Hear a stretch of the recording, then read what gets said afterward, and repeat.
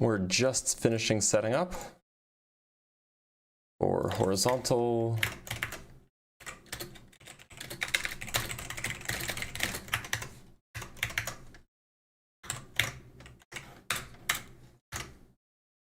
All right, and we should be all set. Let's get rid of that for now. Howdy, howdy. I hope everybody's having a good day. We did just start, so let's let people trickle in. You guys know the rules. You guys know the drill. Oh, I need to connect the...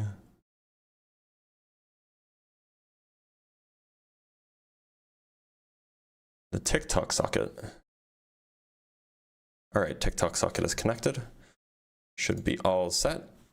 Howdy, howdy.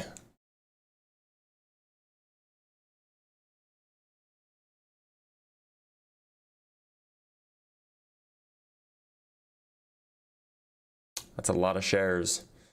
A lot of shares, Beardsley. Wait, did I get the titles wrong? No, the titles are right. Okay. So we'll let people trickle in. Welcome, welcome. Hope everybody's having a good day.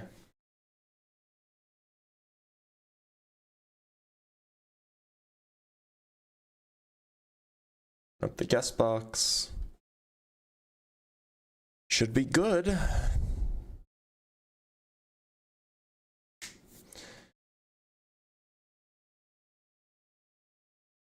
Oh,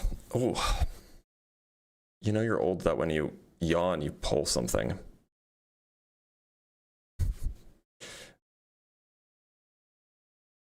No, I shouldn't be muted.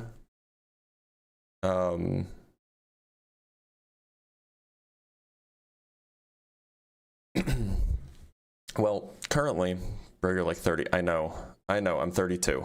I just need to stretch more. Like, that's what it boils down to. I promised myself that I would start doing it again. I would start stretching again, and so on, after my wife gets back, and she gets back today, so. Or when a sneeze is devastating all over your body. Yeah, tell me about it. Who thinks the Earth is 6,000 years old? You would be surprised. There are a lot more people than you'd think. What's up with this science crew? This find not a whole lot. Love the last Flat Earth live. Keep it up. I'm glad you did. I'm glad you did. That's fake nose and glasses. It's not. See?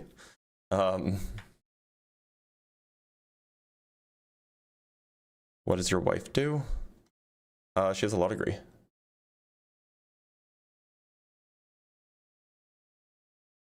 Do I have tenure? No, I don't.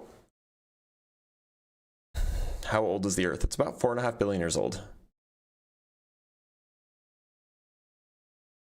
The church didn't lie about science. They didn't teach in church. Well, look, so the kinds of people who will join this live stream, those people's churches did lie about science. That's the issue. 4.54 plus or minus 50 million years is where the number is right now. Oh. Will we be able to see further back into the Big Bang with a neutrino detector? Yeah, in principle. Are you a professor at a university? No. No, I am not. Who said Earth was created in 6,000 years? It's not that it was created in 6,000 years, it's that it is 6,000 years old. And lots of people think that. Are you a scientist? I am, yeah. I think they already did one scientist versus 20 science deniers, didn't they? But they would never call themselves science deniers. That's the issue. Anyway, y'all, remember to like the live. We can get this sent out to more people. Usually we get quite a few bites on this topic, but, you know, we'll do what we can. And, yeah, we'll just give it a few minutes. If things don't, if people don't trickle in, that's fine. We can always change topics if we need to.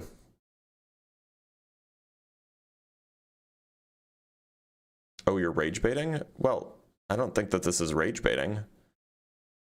Unless you think that the Earth is 6,000 years old, then it might be rage baiting.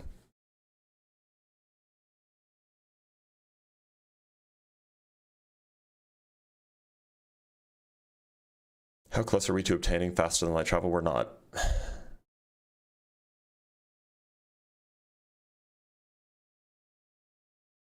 All right, we have our first guest. Let's bring him up. Jonathan Majors.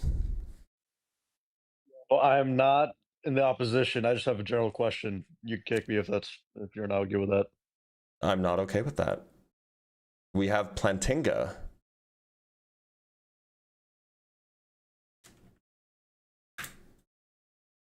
Plantinga, how's it going? Oh, where'd he go? Oh, he disappeared. Bummer.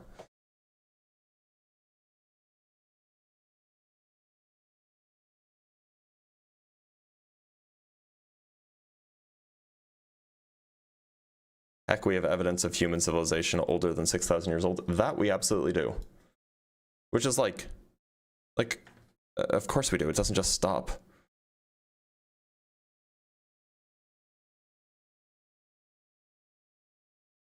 No, the emitter would have to be 43 kilometers above the Earth. The emitter would have to be 43 kilometers above the Earth, not the detector. If I said detector, then I just misspoke. Or yeah, you could equivalently say that the Minos detector would have to be 43 kilometers below the Earth. Randy with the $2, 0 plus 0 equals 0, something didn't come from nothing. Well, thank you for the $2, Randy, but I don't know anybody who thinks that something did come from nothing.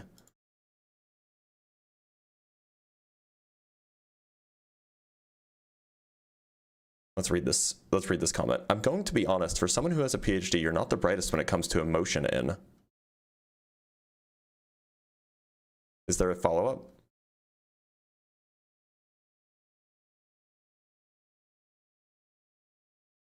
It doesn't look like there's a follow-up.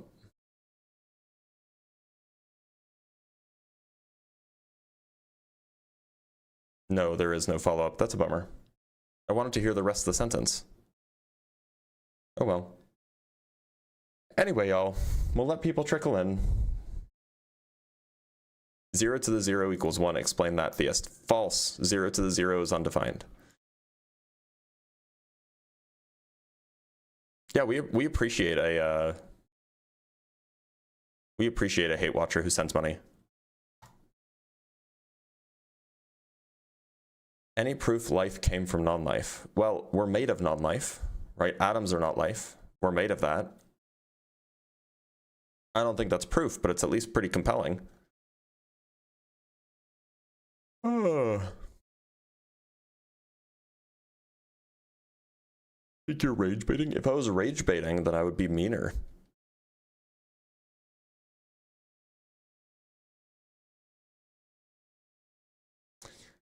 What are your thoughts on the eternal universe? Yeah, I don't think that we can rule it out.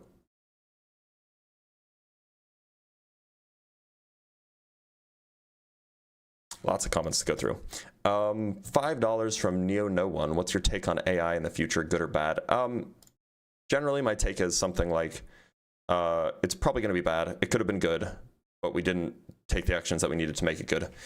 Anyway, we'll give it another minute and a half. If we don't get any bites, we'll change topics, because it seems like, we've been live for almost 10 minutes and we're getting nobody. So, it is what it is. I mean, usually this topic's pretty active, but maybe it's just too early in the morning. Hard to say. Blitz, did you take any philosophy classes? Philosophy. Oh, we have a guest from Life of Brian. Wonder if they're a troll. Life of Brian, Hey, how's it going? how's it going, man? Just wanted to say Dr. Blitz for president. Get out of here. Go on, get. All right, so we are going to. Can I actually change streams? Change topics midstream? Does that work? If I did this, what happens? Does it? I'm curious if it changes on YouTube as well, or if it's just broadcasting one scene. So I know that TikTok can see it. Can YouTube see it?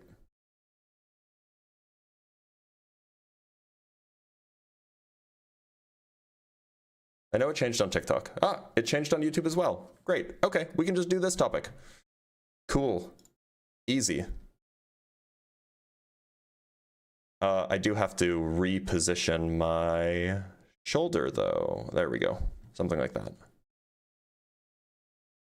Easy peasy. I will have to change the titles of the live streams, but that's neither here nor there. That's fine. All right, let's talk to our first guest. Rip, how's it going? Yo, what's good? Do you believe in God? Yeah, I do, actually, and I'm here to debate you on this topic exactly. Yeah, sure. And which one do you believe in? Well, I would rather not say. I would rather just stick to a topic where I just make you believe in God, in the existence of God, actually. Well, the only reason I ask is because I don't want to make any unfounded assumptions about the thing that you're talking about. So it's really, really helpful for me to know what kind of thing that you're referring to. Oh, okay. For this topic, let's say I'm Muslim. Okay. All right. So what would you say is your most compelling argument that you could give to someone like me?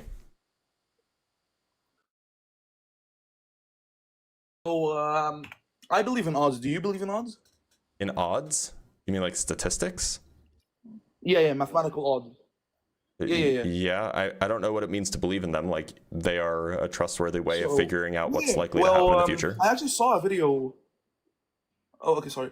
I actually saw a video of you like before that.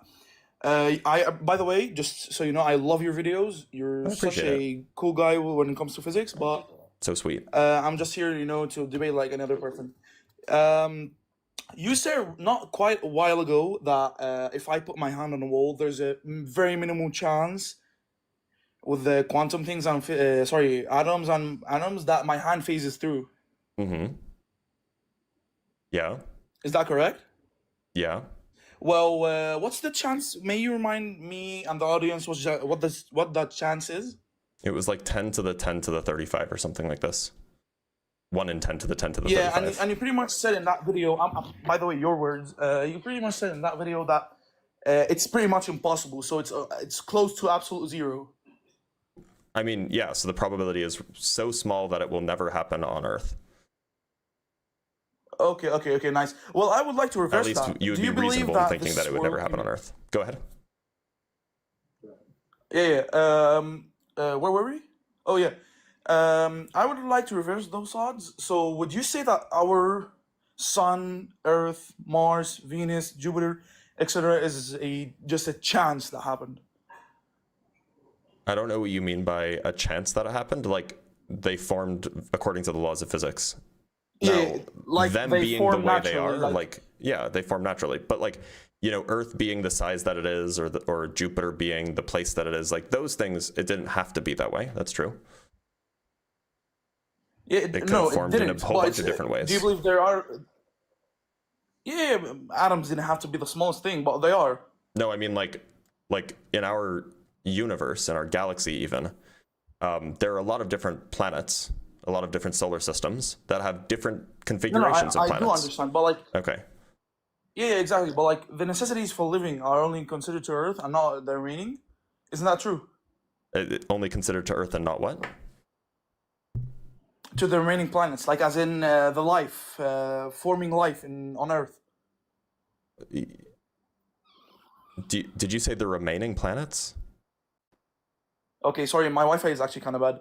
I mean, do you think that there's the chance that we are the only planet close? Like, I think I don't know what's the exact number. Sorry if I'm a little bit rusty on that. But we're the only planet that has life on it, human life. No, I don't think so. Oh, human life? Yeah, well, yeah, human life. At least in the observable so, out universe. Of the trillions. I wouldn't be surprised if out there was of the no other trillion human and life in the trillion. observable universe. But that's just, I mean, like, we wouldn't call Nice. it Okay. we wouldn't call it human if it originated on another planet, right? We can debate on that later, but I'm just like focusing on this thing. Like, how can I say it? A human life, as in a human, eyes, ears, brain, body. That's what I mean. Yeah, I mean, I wouldn't be surprised if the other life that is out there is not like us. Okay. So we're the only ones. That's what basically like trying. We're the to only lead- humans, but that's because we evolved here Yeah. and we didn't evolve there. So we're going to be here and they're going Yeah, to be yeah, there. Just Sure. before I continue, actually, do you believe that we came from the Big Bang, right? Just to be sure. Not really directly. It's not like a direct Like through life line. formed Earth, Sun. That's Yeah, sure. okay. If I were to tell you today, I, as a 22-year-old, Hmm. grabbed a bucket of paint and splashed it on the wall, and that came out as the Mona Lisa, would you believe it? Probably not, because I know what paint does. Yeah. I know how paintings work and Yeah, stuff like that. But let's. Yeah, of course. But if I got the paint and just Mhm. splashed it randomly on the wall, would you believe that I painted the Mona Lisa? No, I already said probably not. Yeah, exactly.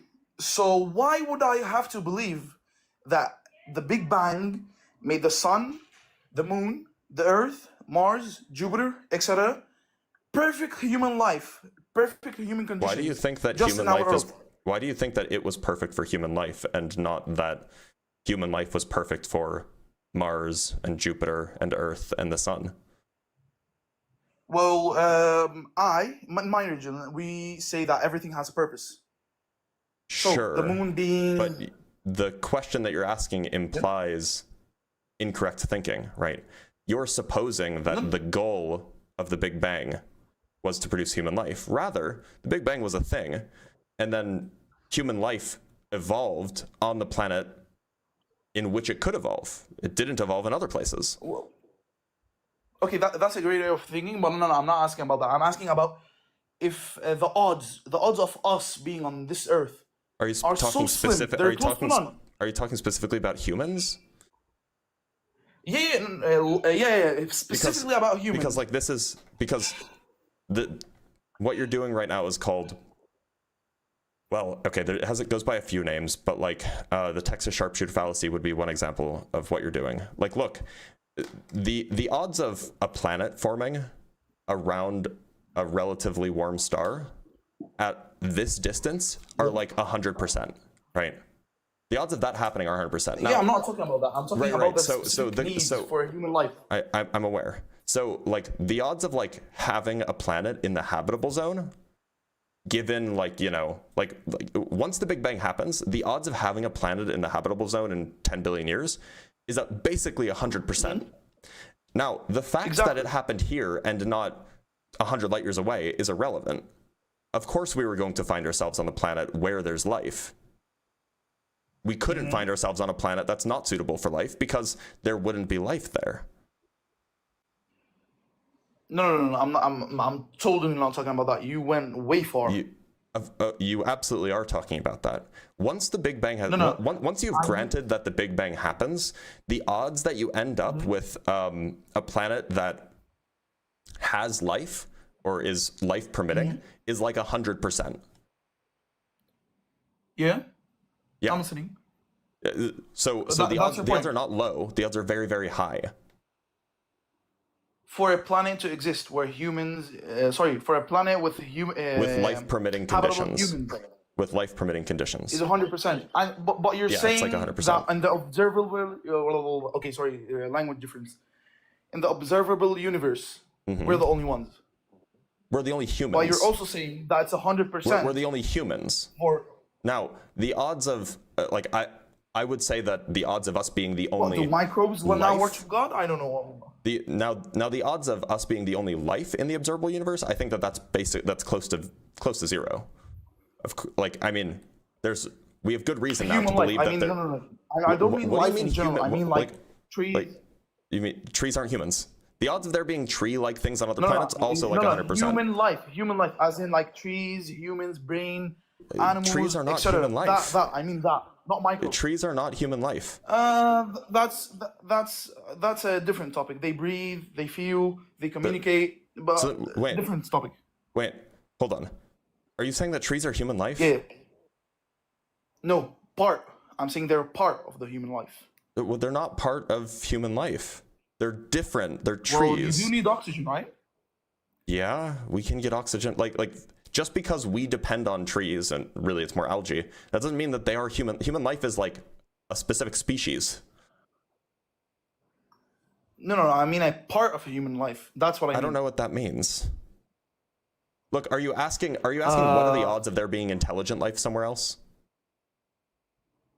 No, at all. I don't believe in aliens. That's totally different. I mean, like human life, as like me. Are you asking you what are the talking odds right of now. there being? Are you asking what are the odds of there being intelligent life somewhere in the universe, given the Big Bang happened? Let me simplify it. Is that for what you. you're Let me trying to simplify figure it for out? you. I mean, a different Earth. That's what I mean. What's special about Earth?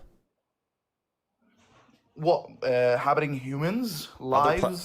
Other planets could have other intelligent things on them. Not intelligence, humans. You're going off course. What's I'm special about specifying humans? Why humans? What Oh, makes a just human that you different carry from like that some other massive brain intelligent on you. alien? Well, we carry a brain, others don't. If they're That's what I mean. intelligent, they would have some sort of brain equivalent. That's what intelligent But you means. just said there isn't intelligent life outside didn't of say Earth that. in the observable universe. I didn't say that. What? I said you said there are no human. humans. You I said just- humans aren't the only thing that could in principle be intelligent. Humans are a specific type of life Okay. on Earth, but there could be other kinds of life on other planets that are also intelligent. Okay, so that's let me just understand that. That's basically just from your thing. There's no proof whatsoever. That's the odds for you. That's what the odds say. Oh, okay. Okay, so you believe in intelligent life You believe in with odds, no right? reason. You believe in odds, right? I do actually, but I don't Okay. believe. I don't Yeah, believe yeah. there's So an the odds intelligent life. say I'm that having this problem. the odds say that there's other intelligent life elsewhere in the universe. Yeah. We can agree and disagree, but let's stay on the topic of humans. Shall we? Why? What's special about humans? Because it's the principle. God created the most sophisticated thing ever, which was our brain. Who's to say that the brain is the most sophisticated thing ever? Well, can you give me something else? Your brain comprehends, your brain thinks, your brain some feels. other more sophisticated alien brain. Do you have that alien brain? The odds are that it exists. The odds are, but the odds are, if We you're trust saying the odds, right? purely odds, that we're more You intelligent agree than. on the odds, right? What? You believe in the odds. That's what you said at the beginning. I'm saying that you believe in the odds. Do you believe in me. the odds? I partially believe in odds. Oh, you selectively believe in odds? Is that Yeah, what you're telling me? it's way different. Complicated, but way different. Wait, so it's selective. So you just only believe in the odds that align with your worldview? No, not quite. I'm not selective in anything. I believe in what I comprehend is true. So let me We grant that. make it for you. Can I like change the way of the question for you? I want to know how Sure. you think actually. Sure. Yeah. Why don't you believe in God? That's what I want to ask. Well, it seems like the arguments that people are offering are generally pretty bad, and the arguments against the existence of a god are generally pretty good in my view. So, just on the weight of the evidence that's presented, both for and against, I think that the against view wins. What do you mean by that? Please elaborate. Which part?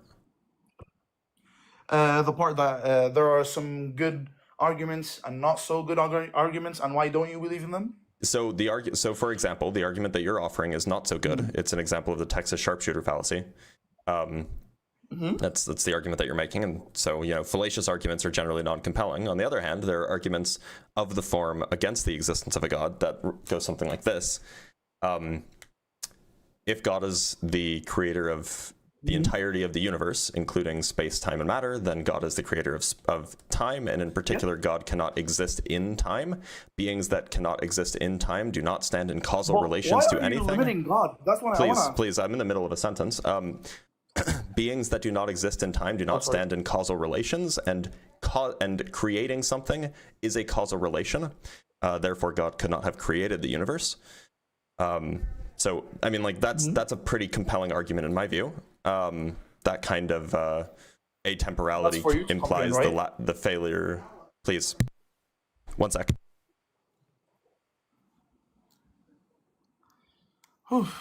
The kind of argument that I just laid out is a kind of argument that basically indicates that beings that exist outside of time are incapable of causing anything.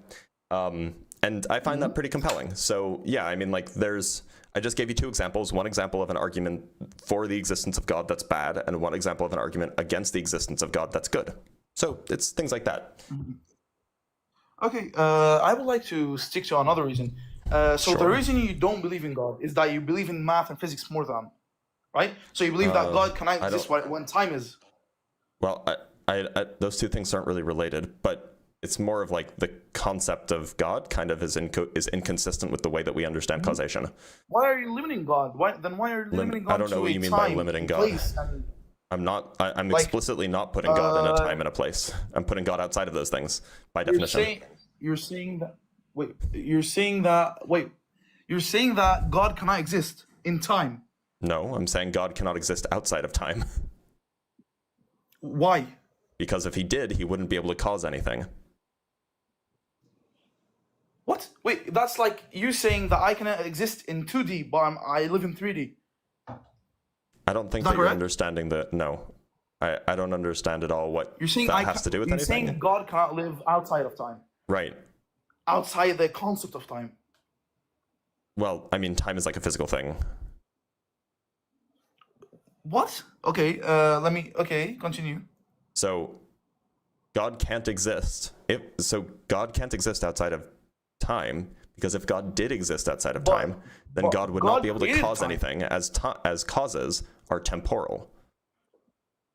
Wait, so you're saying that time applies to God, whether he likes it or not? I'm saying that time applies to causes. And if you're saying that God causes anything, then God can't be outside of time. But God created time. What's your theory about that? My God point created is time. that if you stipulate that God created time, then God must not exist in time, which means that God cannot cause or create anything, because that would imply being in time.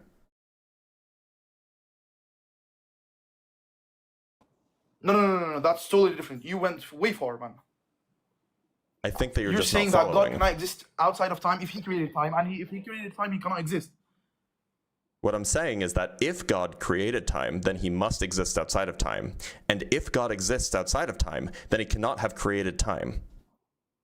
But God is in and outside time. He created that.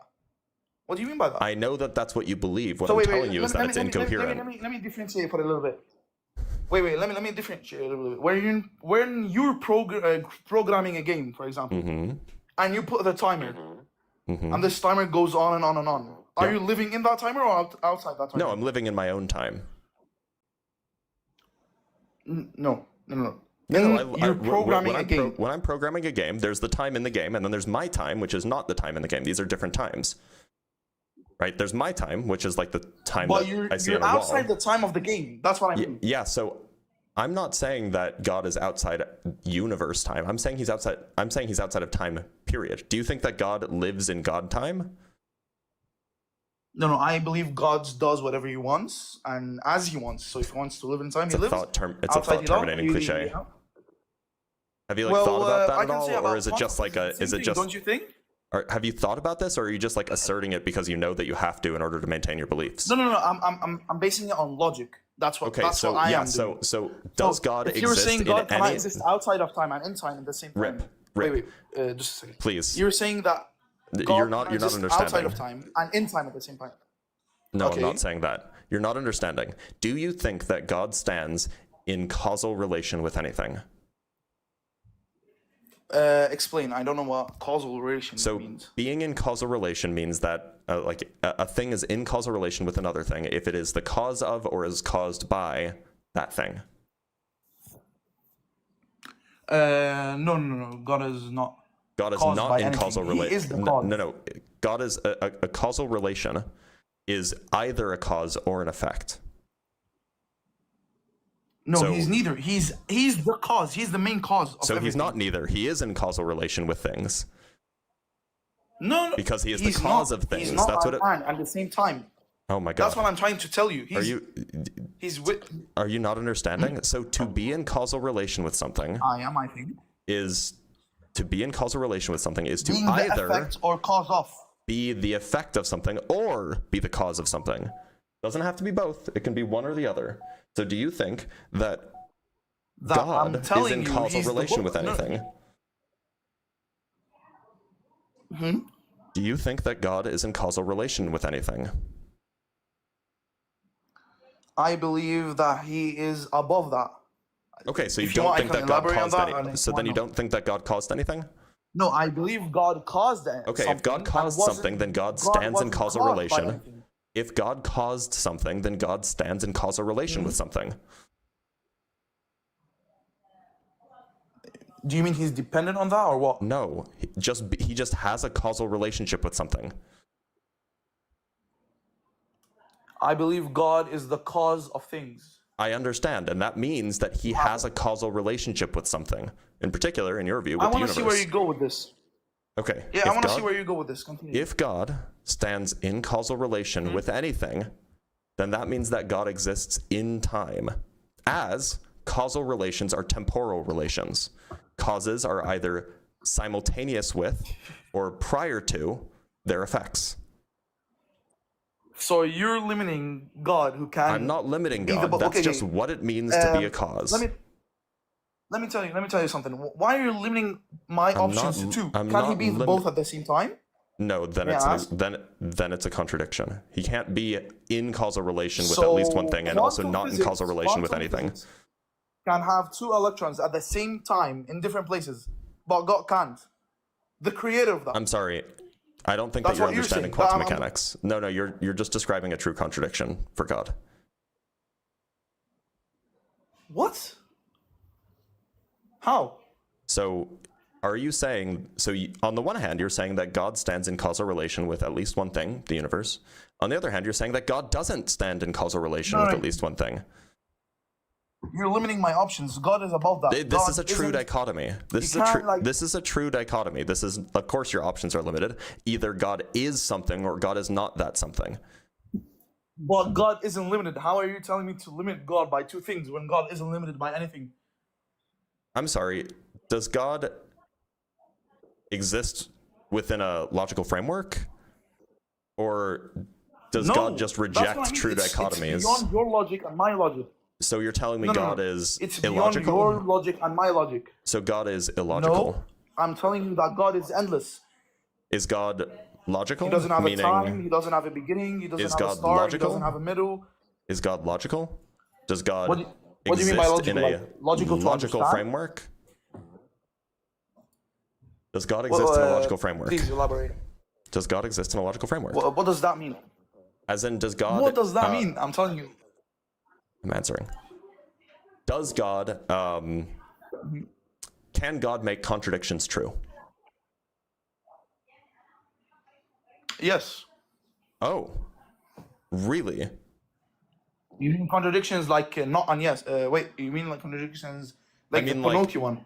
I mean contradictions like, can God lift a rock so heavy that he... Or, sorry, can God make a rock so heavy that he can't lift it? That is a contradiction to. Okay, Yeah. I've heard that before. Right. So let me explain it by So what's this. the answer? You said God can make please just- contradictions just true, work with so me, you should but, be able to answer the question. Yeah, can I answer it in a different way? But I need your help Well, with that. I mean, Is look, that- your is that a your problem? answers will be something like, yes, he can because, no, he can't because, maybe because, or I don't know. No. Those are kind of your four way options here, Let me- right? I need your help with that. I need your help. I'm not on the same education level as you can tell, but I'm trying. Okay?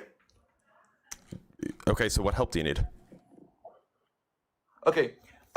Please explain to me the difference between fourth dimensional and third dimensional. What was the difference between that? I don't understand what this question has to do with anything. How is this going to help you answer the right question? We live in the 3D world, correct? We live in a world with 4 dimensions of space, with 4 space-time dimensions. So there's 3 dimensions of space, 1 dimension of time. Now, please answer the question. Yeah. No, I'm getting up to that point. So we live in a 4-dimensional world, you're saying, with time included. Yes. So if I were to go above that, mathematically it's true, Is that a right? question? What's the question? Yeah, You can yeah. describe more Mathematically, dimensions. is it true I can go You above? can absolutely describe more dimensions than 4 with mathematics. There's no issue there. A little bit of flag. I can't hear you well. Wait, a little bit flag. I can't hear you. Please say that again. You can absolutely describe more than 4 dimensions with mathematics. Perfect. Then why can't God be above those? That's What what does I'm that trying have to say. do with my That's question? what I'm trying to conclude with you. What does that have to do with my question? Well, your question is contradictions are limited to us humans. If we say yes I'm sorry, or no, I there's no didn't- that's not between, my there's question. no side up, there is no up, there is no down. That's not my question. You said that God can make contradictions true. And so I You asked you a can God question. create, contradictions, yeah. And so I asked you a question. Can Mm-hmm. God create a rock so heavy that he can't lift it? The thing is, you can't answer with yes or no because God isn't limited. That's what I'm trying to tell you. You can't answer with a simple you're yes. not God. You can no. answer with yes or There's no. multiple answers for that. You're not God. You can answer with yes or no. No. This is a yes I or no can't question. answer a question about God if I'm not God. Okay, so then your answer is I don't know. No. It's out of. It's way different. So your answer is I don't know. Huh? So your answer to the question is I don't know. I didn't say that. I said God exists. Can you be honest Beyond with me? our thinking. Rather than like trying You're to like thinking. rather than trying to like evade and like dodge the debate, just be honest and answer the question. Like you can say I don't know. You can say yeah, I didn't think about that. No, maybe no, God doesn't. Maybe God bro, can't make contradictions I'm true. not- Just be wait, wait, wait. honest.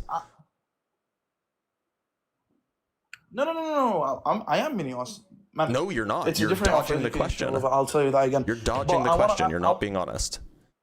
I'm not dodging the question. You absolutely are. This is It's a like, yes or no it's like question. you asking me. This is a yes or no question, and you're Wait, saying wait. that there's a third option. Huh? This is a yes or no question, and you're saying that I can't There answer is. that about No, God. there are multiple options. Okay, I'm what's saying- the I'm what's the saying third the yes or option then? no- What's the third option? I'm saying the yes or no questions. Huh? What's the The third, third option is God exists beyond those things. We created limits. That's not we an answer created to the limits for question. ourselves. How is that an answer? How So does that answer my we limit question? our answers by yes or no. Is God? How does is that God answer my yes? question? How does any That of that answers answer the my question. You're question? saying My if question. God Look, can- I want to can know if make God can do contradictions this. true, Does but God have the power to can do this? And cannot at the same. Does God have the power to do it? Yes or no? God can do anything. I will move on. So you're with saying you. he does For have the sake power of to do debate, it? I'll move on with you. Okay, God so he can do does. everything. So he has the power to do it. Yeah, He has the power to make a rock so heavy that he can't lift it. he has the power to do everything. Okay, so he has this power. So hypothetically, then God could make this rock that's so heavy he can't lift it. But you're contradicting. Wait, that's a contradiction. You're asking me a contradictory question, and I'm supposed you're right. to answer by yes or no. How is that true? You're right. It is a contradictory question, Yeah. and the only reason I asked is because you said God could make contradictions true. Mm-hmm.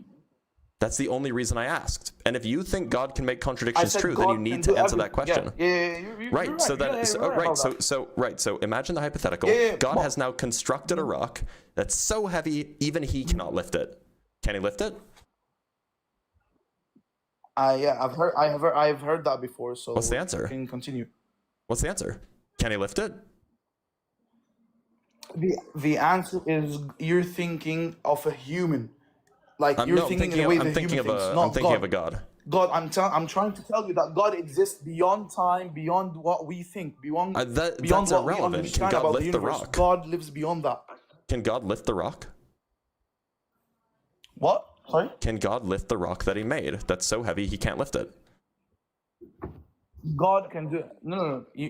You're going back to the same point, man. You're going back to the same point. What I'm trying to tell you is that God lives beyond what we think as yes or no questions. So Rip, That's what I'm trying not to say. going back to the same point. I'm staying at the same point and not letting you dodge your way out of it. Answer the question. No. It's not dodging. It's not dodging if I already answered. So can God telling you, lift it? God lives beyond what we think. Can God lift So the rock? God can The rock do is in whatever front. He wants So outside our look, the understanding. rock is in front of God. Can he lift it? The one that you contradicted yourself. No, I Right? didn't contradict Just to be myself. clear. So God made a rock that's so heavy he can't lift it. Now, can he lift it?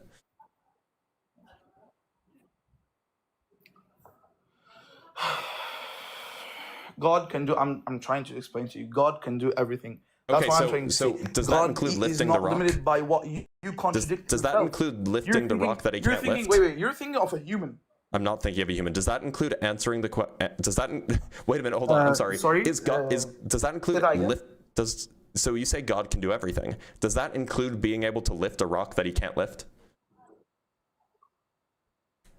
So I'm gonna answer that in a very simple way. God can create that, and God can lift the rock at the same time. Okay, so then That's what I'm but trying wait to a minute. If he can lift it, So God that means that is he not didn't. limited by what you contradict yourself. But I'm confused now. Let me space it out for you. No, hold on, Rip. So I'm confused now because you said Yeah, God yeah. could lift it, but you also said that God could make a rock that he couldn't lift. So which one is it?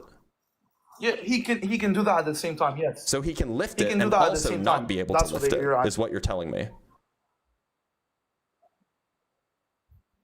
No. He can make it and lift it at the same time. Well, how can he lift it if it doesn't exist It's yet? both, bro. It's So, Yeah, so I'll what tell you, you're, I'll so tell you, what I'll you're tell you. I'll telling me? explain Wait a it minute. for I'm sorry. I'm Well, sorry. Can let me- God let me answer this? just say something. Let me Can just say God something. answer this question in a thoughtful and clear way?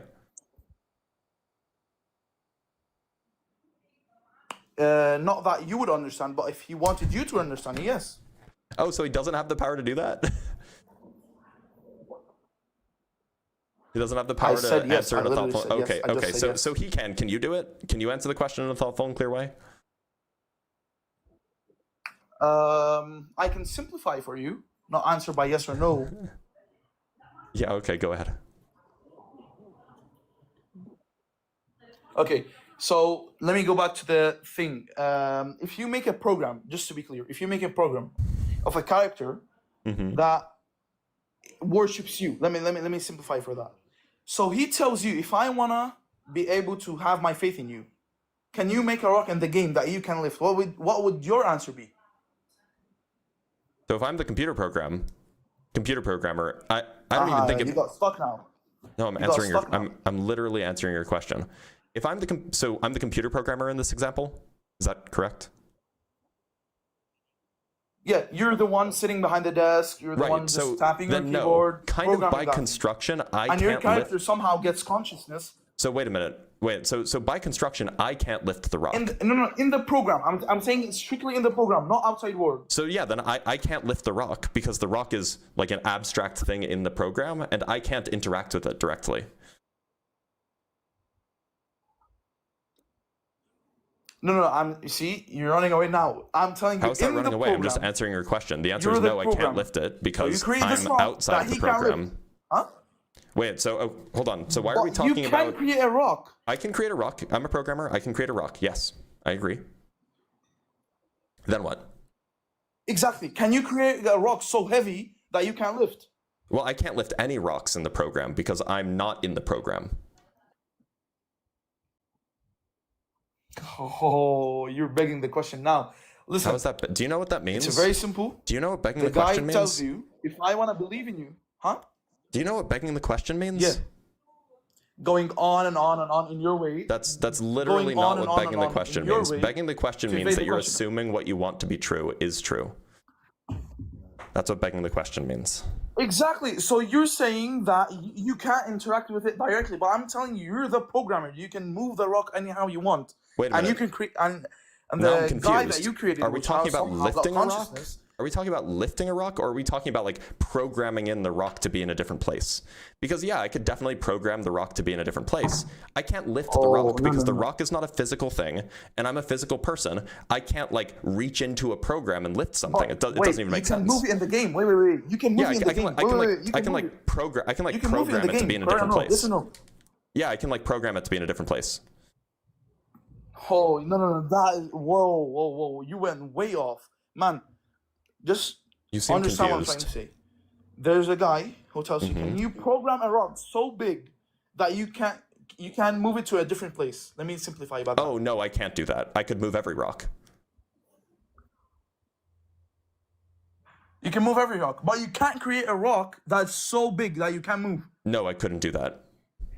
I wouldn't know Right? how to. I wouldn't know how to program something that's Then- so that it's Then mass. how would you convince? like, then controls how how convince how the like character to difficult it believe is to that you program it to programmed it? move. Well, I'm not concerned with that. No, man, please. I understand what you're trying to do. Just I don't listen. think you do. You want to I don't think convince you this understand guy what you're that trying you to do. created. Wait. Hello? I'm here. Wait, the internet is kind of slow. Just hang on a sec. Okay. Yeah, I know. My internet is kind of slow. Mm-hmm. Okay, I'm back. So wait. Yeah. The guy. How would you convince the guy to have faith in you that you built him or you created him? How would you do that? So I programmed him, right? Yeah, you programmed him. He doesn't know that. He gets consciousness, and now he starts. I would just program him with the belief that he exists, or that I exist rather, and that I created him. Oh, so now he doesn't have. So now he doesn't have. But I'm sorry, hold on, Rip. This seems faith. completely You're this seems completely unrelated to the question of can God create a rock so heavy that he can't lift it? No, that it seems like a dodge. Related. I'm just. How is it related? So you know how ridiculous the question is.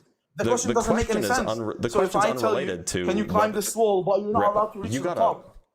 Rip. The question is about. Doesn't have anything to do with convincing anybody about anything. The question is merely, if it's the case that God can make contradictions true, then that means that God should be able to do this thing that he also shouldn't be able to do. Do you understand? You can unmute now. God, there was so much nice peace and quiet for a second there. Okay, so I got offended by that. Continue. Did you hear what I said? Is that how you treat every guest? Only when you're talking over me so much that I can't even get a sentence out. Yeah. Nah, man, it's very straightforward. You program. You have to make that guy believe in you. He asked the contradictory question that you're asking. It doesn't make sense. I'm not waiting for an answer. Oh, okay. I'm not waiting for a yes or no answer. I'm not waiting for that. I don't know. I understand. So, yeah. So if I'm the programmer, let me complete my point. Yeah, go ahead. Let me finish my point first. Sure, go ahead.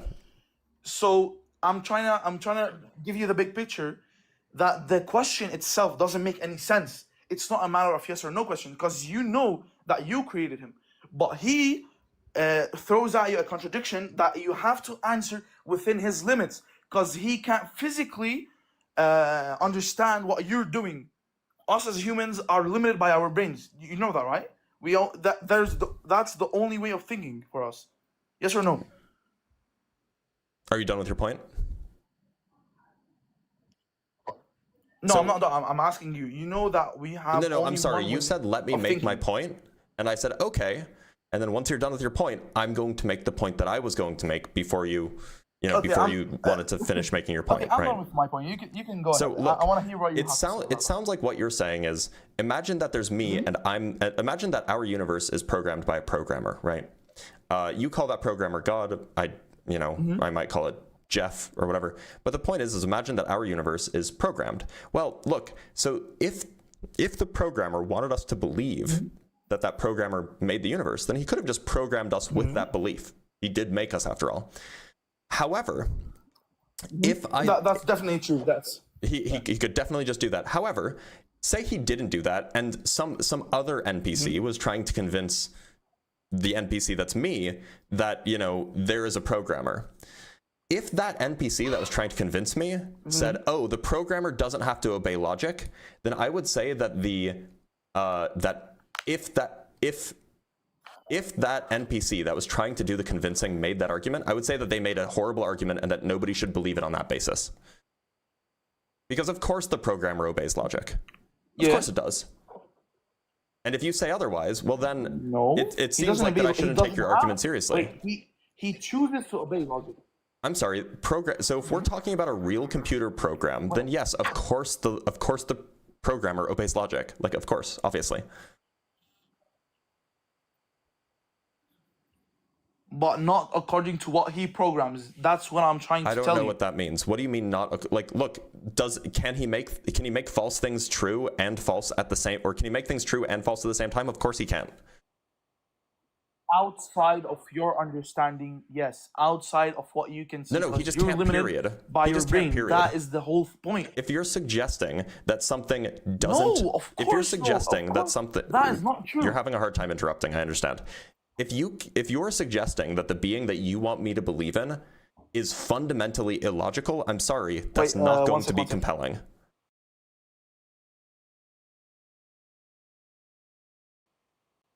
Yeah, sorry, the little bit of something. Please say the last part again. I got all of it. If the being that you are trying to convince me of is fundamentally illogical, you're going to have a real hard time convincing me to believe in it. Yeah, that is true. Yeah, it's going to convince nobody. It's going to convince nobody if your argument is, oh well, all of your arguments don't work because my God is illogical. Like, I'm sorry, I'm not going to believe in illogical things. No, okay. At that point, that's where you stop. Sorry, like that's where you stop thinking. God, wait, do you believe that God is beyond our thinking? Yes or no?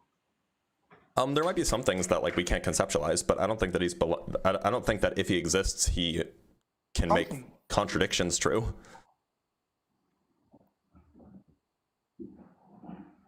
Wait, sorry, lag. Say that again, please.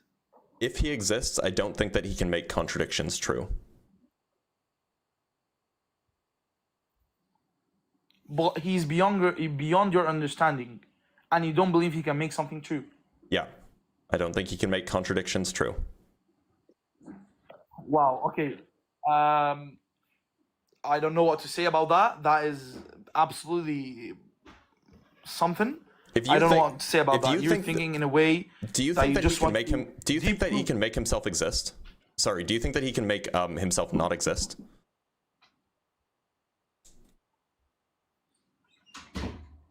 While also existing, I should say. Please elaborate. Yeah. Could God make atheism true? If he wanted, yes. And then would theism beyond be your true? understanding and my understanding? Would theism still be true?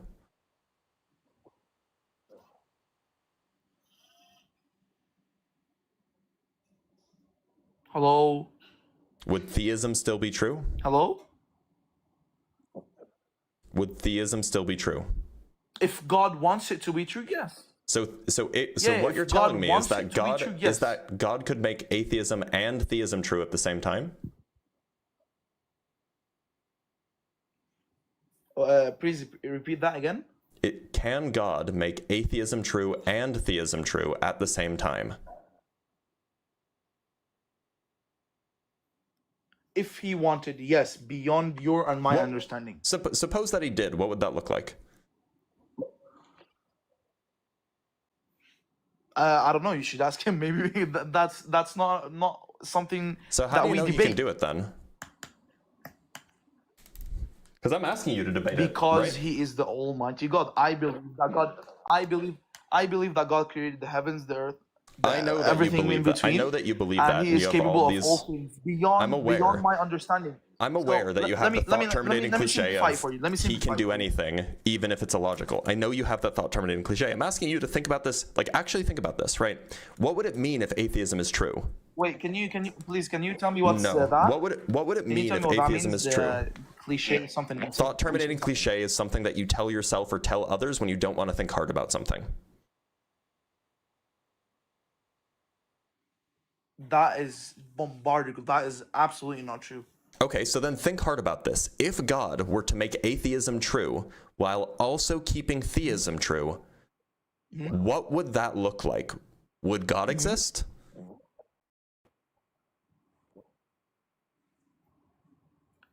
That is a contradiction, but you said that he could do it. He would exist beyond you and my understanding. Right. So if he exists, let me put it in this way for you. So maybe you understand. If he exists, then let's say you have a atheism. son. Let's say you have a son who's 5 years old. If he exists, then atheism is not true. So then it seems like he can't make atheism true while also keeping theism true. That's your way of thinking. That's just what the word means. This is not my way of thinking. It's just what the word means. That's your way of thinking. No. Yeah, This but isn't just the my thing way of is thinking. It's that just we what the word created means. word. Isn't that true? And so I'm asking, can God make Yeah, but we atheism created the word. true in That's the why sense that we humans, mean it? humans have limits. That's what I'm trying to tell you. Rip, Humans I'm have limits. asking, can God make Huh? atheism true in the way that humans mean it, while simultaneously making theism true in the way that humans mean it? Yes, beyond you and my understanding. So then atheism in the way that humans mean it would be true?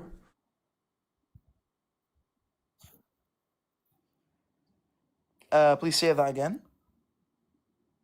Atheism in the way that humans mean it would be true if he were to do this then, yeah? Yeah. And what does it mean when atheism is true in the way that humans mean it?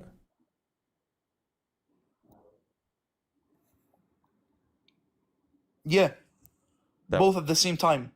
So if atheism is true, it means that God does not exist, right? Mm-hmm. And if That's your understanding. Yes, and the question was, can God make atheism true in the way that humans understand it, in the way that humans mean it? And so you said yes, God can make it. Wait. If you don't think. Wait. You said that God can make atheism true in the way that humans mean it. What you're saying. Wait. I think I've grasped what you're saying, but let me answer your question with something else. You have a 5-year-old son. Oh my God. No, I'm not going to let you pivot. I'm sorry. We were going down a line of questioning. I'm not going to let you interrupt. No. I'm sorry. I'm not going to let you interrupt. We can think about your line of questioning after we're done with mine, but I'm not going to let you completely pivot. You can't answer questions with questions. That's not an answer. That's just another question. Let you. That's what I'm trying to tell you all this time. God isn't subjected by yes or no questions or answers. I'm not asking God them. I'm asking you them. So look, what it sounds like is you said. I'm not. It sounds like you were regretting what you said. No matter who. It sounds like you're regretting what you said. It sounds like you recognized that it can't be the case that God can make atheism true in the way humans mean it, while also keeping theism true in the way humans mean it. It sounds like you're recognizing that that's not possible. Okay, that doesn't make any sense. It sounds like that doesn't make any sense to you, and now you're trying to pivot. No. God isn't limited by what you say is true or false. That's what I'm trying to tell you. Can God make atheism true in the way that humans mean it? But we all have limits. Can God make atheism true in the way that humans mean it, in while a way keeping that theism yes, true? That's what I'm trying to tell you. No. The question wasn't about in a way that I don't understand. It's in the way that humans mean it. That's what the question is. No matter how you put it, you are not all knowing. Okay, then you're not answering the question. Answer the question. The question is, can God make atheism true in the way that I just did? No, you're answering a different question. The question is, can God make atheism true in the way? You are not all knowing. So this is irrelevant. Can God make atheism true in the way that humans mean it? So you've just thrown a contradiction out, and I'm supposed to answer yes or no. Look, yes, that's exactly what you're supposed to do. Yeah. Or alternatively, you could say God can't make contradictions true. What? Wait. Do you hear? Wait. Do you hear yourself, man? Yes. I do hear myself very well. You're throwing a contradiction. Wait. You're throwing a contradiction at me, and I'm supposed to answer yes or no, knowing that both are incorrect. Yeah, because you think that God can make contradictions true. Wait. Holy shit. You think God can make contradictions true, right? So you should have no problem answering. God, not me. Wait. It's God, not me. Right. So we're asking about whether God can do it. We're asking whether God can do it. We're not asking whether you can do it. Of course you can't do it. We're asking whether God can do it. Anything. There's that thought terminating cliche again. Yeah, Thanks for being here, Rip. I can only tolerate so much of that. He was so dense. Like that was wildly dense.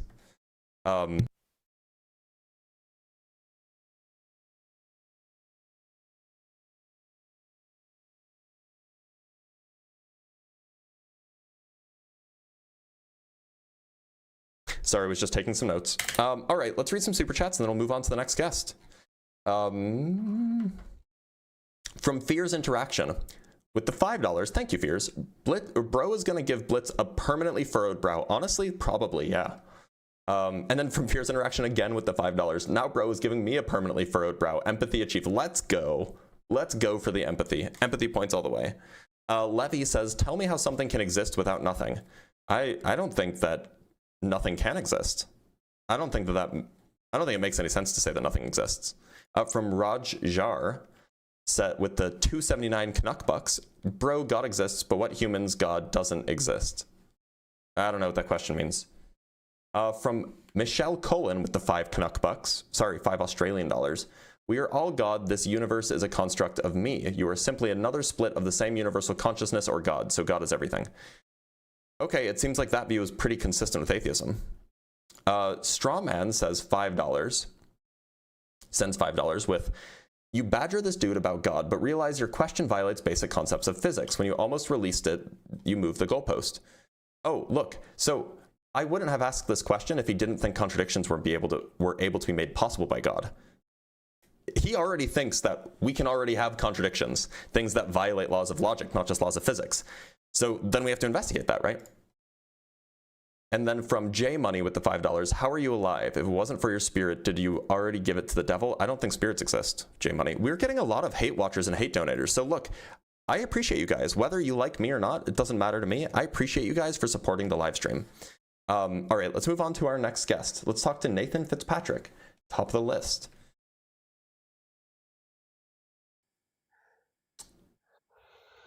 Nathan, how's it going? For some reason, I can't see your icon, but oh, hey, how's it going? I'm not gonna spend as much time as that guy did. I gotta go walk my dog. So just some background context. I am a computer engineer, so I can't talk the physics that we may want to get into. We probably shouldn't go crazy deep, but I'm just giving that context just to let you know you're not going to be able to say keywords like quantum mechanics and think that that's going to go above my head. So I didn't say any of those. I didn't say any of those things. No, the other guy did. The other guy brought it up. You brought it up. You brought it up. No, I didn't. I don't even think he knows what quantum mechanics is. Yeah, I know. He brought it up. I don't know why he did. It was very silly of him to do so. Not when I was on the call, but fair. I mean, I have the recording, but anyway. Yeah. Anyways, computer engineers famously know a lot about quantum mechanics. I mean, a little bit, right? So I know the basic concept of them, and so I don't think that this is irrelevant to the conversation. Right. Moving on. Go ahead. So I think the key walkthrough that most people should go through is you answer the first question. Do you think there was a creator? No. Okay. So then I think most people in modern day, I would say the majority would say yes to that question, but we can focus on the no. Maybe. I mean, maybe 50-50. Like there's a lot of people in East and Southeast Asia who just don't believe in a God. Okay. So my problem with the answer no is going to be, then how do you explain? I think that a core atheist that does not believe that, so I think it's called an agnostic, right? That doesn't believe in the Christian God, but does believe that there was maybe a creator. But I think that's not what an agnostic is. An agnostic is somebody who just isn't sure. They just don't know whether or not a God exists or a creator exists or anything like that. So many agnostics will admit that there might be a creator, but it might not be described in the way major world religions have described. Okay, so they can get around, but let's focus on your answer, which is no, which I think talk about contradictions. If we want to come from a place of only logic and only science, right? Because if you do not believe in God, you cannot bring a faith-based practice into your thought process. Sure. Okay. So then how do you explain the Big Bang, right? I don't have I don't mean post the Big Bang. How did it happen? So I'm gonna You're asking what the cause are you asking what the cause of the Big Bang was? No, I'm gonna focus on the one clearly defines I'm gonna call it miracle that atheists require for their beliefs that the universe was able to be created, but without a God, which is how is matter or energy created in that scenario? And as me and you know, I don't think it was. And just to let your viewers know, well, okay, but it had to be, right? Why? Because energy and matter cannot just. So do you think that energy and matter is eternal then, right? Not necessarily, no. Okay, so then so if it isn't eternal, then it had to be created, correct? Nope. It's not a true dichotomy. Okay, so then explain that, please. Because so eternal, before the I let opposite you of explain eternal. that, Well, I'm sorry. Look, before I let you asked me to explain it. But You asked me to explain it. You've been monologuing. I'm going to explain it. But let me just finish this last sentence. And then Okay. I'll let you know. So the reason why it's important to focus on this scientific perspective, right, with atheists saying that no, there was not a creator, is because prior to the Big Bang, focusing on the energy and matter, right? So the theory of the Big Bang, as we all know, is that everything came from basically one molecule and just expanded, right? That's not at all the Big Bang. It's in a small vacuum. That is basically what it is. It's matter. You can call it the hydrogen atom, whatever the hell. It's not at all that, by the way. Okay, like, so that's then a complete misinterpretation. I was going to, but then you wanted to explain instead. But can we agree that one of Newton's laws of physics is that energy and matter cannot be created? Do we agree on that? That is not one of Newton's laws. We do not agree on that. Yeah, Wow. yeah. Actually, do you know Newton's? What are Newton's three laws of motion? Do you know those? Bro came in really hot. Oh, he's minimizing. Yeah, so the first law of motion is an object in motion stays in motion, and an object at rest stays at rest unless acted upon by an external force. The second law is that the force acting upon an object is equal to the mass. Is equal to the mass times that object's acceleration. The third law. But the third law. I'm sorry, you're cutting me off now. I'm going to mute you. You have to let me talk. You've been monologuing. The third law is that for every force that object A applies to object B applies an equal and opposite force to object A. Then there's also Newton's universal law of gravitation. That is that the force of gravity is proportional to the product of the masses of the two attracting objects and inversely proportional to the square of the distance between them. None of those have anything to do with matter cannot be created or destroyed. In fact, that's not even something that Newton set down in stone. That was put forward by, I think, like a chemist in the 1700s. That matter can't be created or destroyed. The notion of kinetic energy conservation was kind of alluded to by Newton and Leibniz and other contemporaries, but this was not something, Lavoisier, thank you. This was not something that Newton is responsible for, no. Now, would you like to continue? You're currently unmuted, by the way. You can talk. Hello? Howdy. I can't hear you when you're off the app, by the way. I mean, I appreciate the refresher. I did misstate the Newton laws of motion. I meant the conservation of energy, which was by Albert Einstein. That's not by Albert Einstein either. You can that's a quick Google. You can look that up. I know. I've read Einstein's papers. I know. It's not from Albert Einstein. Conservation of energy originates with like Leibniz. But you're avoiding the fundamental premise of the statement, right? Do we agree that the statement is something that scientifically has been agreed upon as, true, right? No, not since 1917 or so. So energy can be created. Yep. Okay. When you go off the app, I can't hear you. And I also know when you're off the app. Okay. So energy can be created. Can you please? I'm literally, and this is breaking information to me. So it's not, well, maybe to you. Yeah, sure. Where are we told that?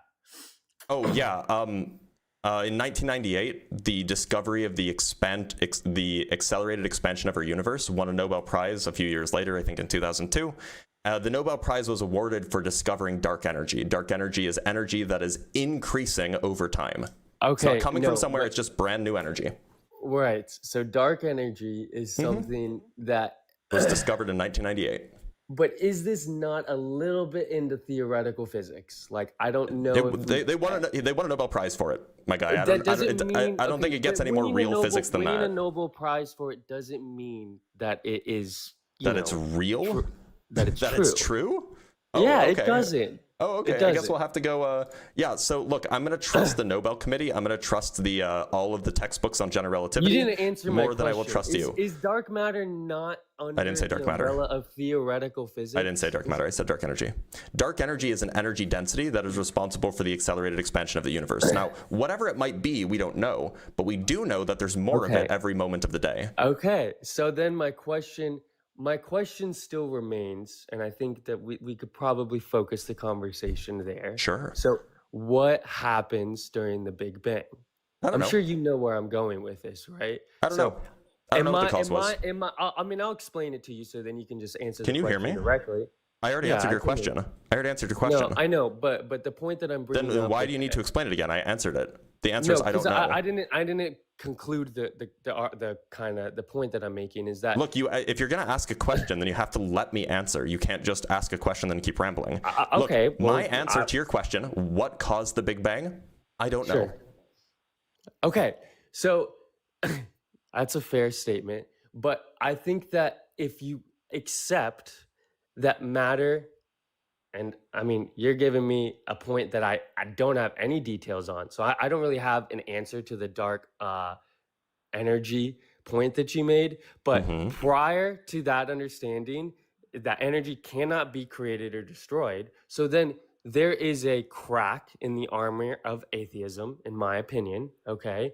And that's that and to the question of that the universe just is without a creator, right? So to be clear, even if energy can't be created or destroyed, that doesn't have anything to do with whether what caused the Big Bang. I could just stipulate that. No. I think it answers the look, question. I have to mute you. I have to mute you. Like I was in the middle of a sentence, my guy. I let you finish. I was in the middle of a sentence. The point is that suppose for a moment that energy was truly conserved, which we know it's not in our universe, but suppose for a moment that it was. Well, then I could just stipulate that, yeah, it's always existed, that the energy or that the matter has always had this amount of, the matter that is in our universe has always had this amount of energy. And then I could just say the Big Bang was just one period of time in the 13.8 billion years ago where it happened to be at its smallest size, and then it was expanding after that. These are completely compatible.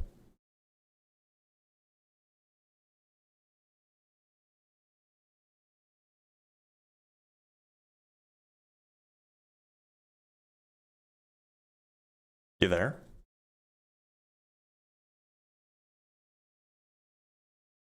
You keep muting me. Yeah, because you're interrupting me. I mean, listen, you interrupt me. But whatever. You're the host. You can do whatever the hell you want. It's your page. I don't think you caught any of what I was saying. So you mentioned that the energy, the universe has always had this energy stored up, right? It's kind of a counter argument.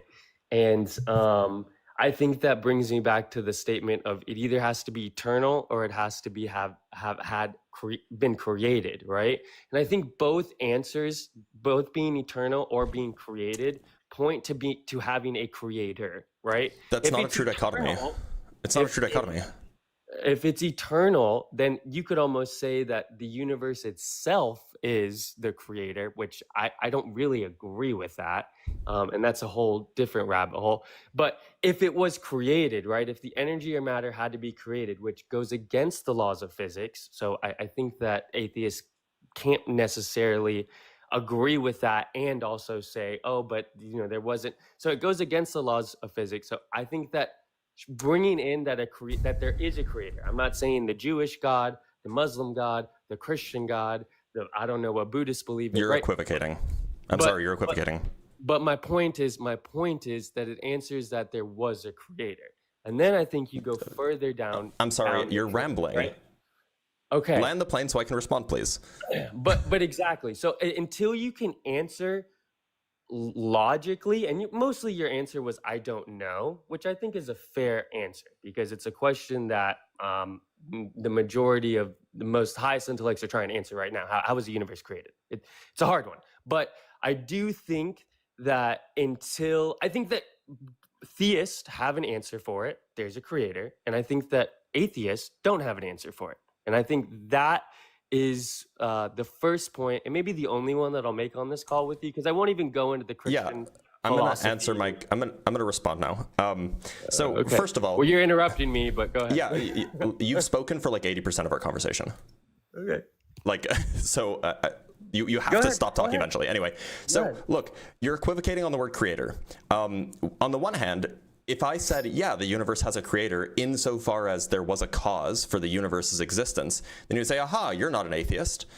Because you're equivocating on what you mean by creator. So if the universe has always existed, meaning that if it had an eternal past, then there's no sense of the word in which it was created. Because a creation, by definition, implies a beginning. And if there was no beginning, then there is no creation. Furthermore, the statement that either it has an eternal past or it has a creator, that doesn't follow. It's not a true dichotomy. You can have a timeless or you can have a finite past, which is preceded by a timeless state of affairs, in which case there is a first moment. This would be like, you know, the moment where we start counting it as the Big Bang, and there's just a timeless state of affairs prior to that, like some sort of like non-causally prior to that, in which case you don't need a cause. The cause is explained by the prior timeless state, and yet it also has a finite past. So like the entire crux of the argument that it's a true dichotomy just fails. Okay, well, I disagree with you because the bringing up the timeless one is, I'm actually so happy that that guy went up before me, because bringing up that there is a, let's call it a timeless universe, kind of goes directly into the conversation you were having with him, which was a mess of a conversation. But you are basically taking the opposite stance in what you were having with him, which that like God Yeah, want me to can't be clarify? outside of time. Want me to clarify? Because I can clarify. Sure. I want you to clarify basically. Yeah, I'm going to, Nathan. But I know exactly what you're talking about. I'm going to clarify. So under the theist's worldview, which is what I was critiquing, cause and effect are things that happen. They have ontology. They have. I'm explaining the distinction. Ours is related, but it is not the same. Right. So on my worldview, cause and effect don't exist. They don't have ontology, and so there's no issue with a non-causal cause because causes aren't real. There's just a state of affairs that give rise to other states of affairs and are related to other states of affairs. There's no issue on my worldview. However, if that's the view that you take, then it doesn't make sense to say that God caused the universe. And so on a theist's worldview, you have to think that cause and effect are real, and if you do, then they must be temporal. That's the difference. On my worldview, I'm totally allowed to think that you can have like a non-temporal existence for the universe that gives rise to a temporal existence. There's no issue there. On a theist's worldview, any sort of atemporal causation makes no sense. What I would have preferred you to answer was basically what makes you believe that we could have a universe that had time and then one before that was timeless. But that's getting into like a whole can of worms that doesn't have an answer. So fine, you want to pivot. It does. I just gave you the answer, actually. No, that cause and effect doesn't relate. You pivoted the conversation to what you were talking about with him because. And then I explained on my worldview how it's no problem to talk about a timeless worldview. Exactly. You feel more confident in that conversation. I don't even know. I actually feel way more confident here because at least you seem to understand the words I'm saying. Okay, but I don't understand temporal, right? So I don't really know what you mean by that. And what I'll answer what he couldn't answer just for the sake of conversation. So sure. I think, and this is coming from the Christian view, right? So one thing that we will say is that God does not contradict. So I'll answer that. Then two, the other part of that is that God does not control everything. So one of the big ones is, why does a baby get cancer and die? Well, that is not God's cause. Okay, that's cool, but nobody talked about that. Why are we bringing that up? Can you let me finish? No, but it just seems like it seems like an enormous pivot. I didn't talk about it with the last guy. I'm answering your cause and effect question, okay? So it's I didn't ask a question.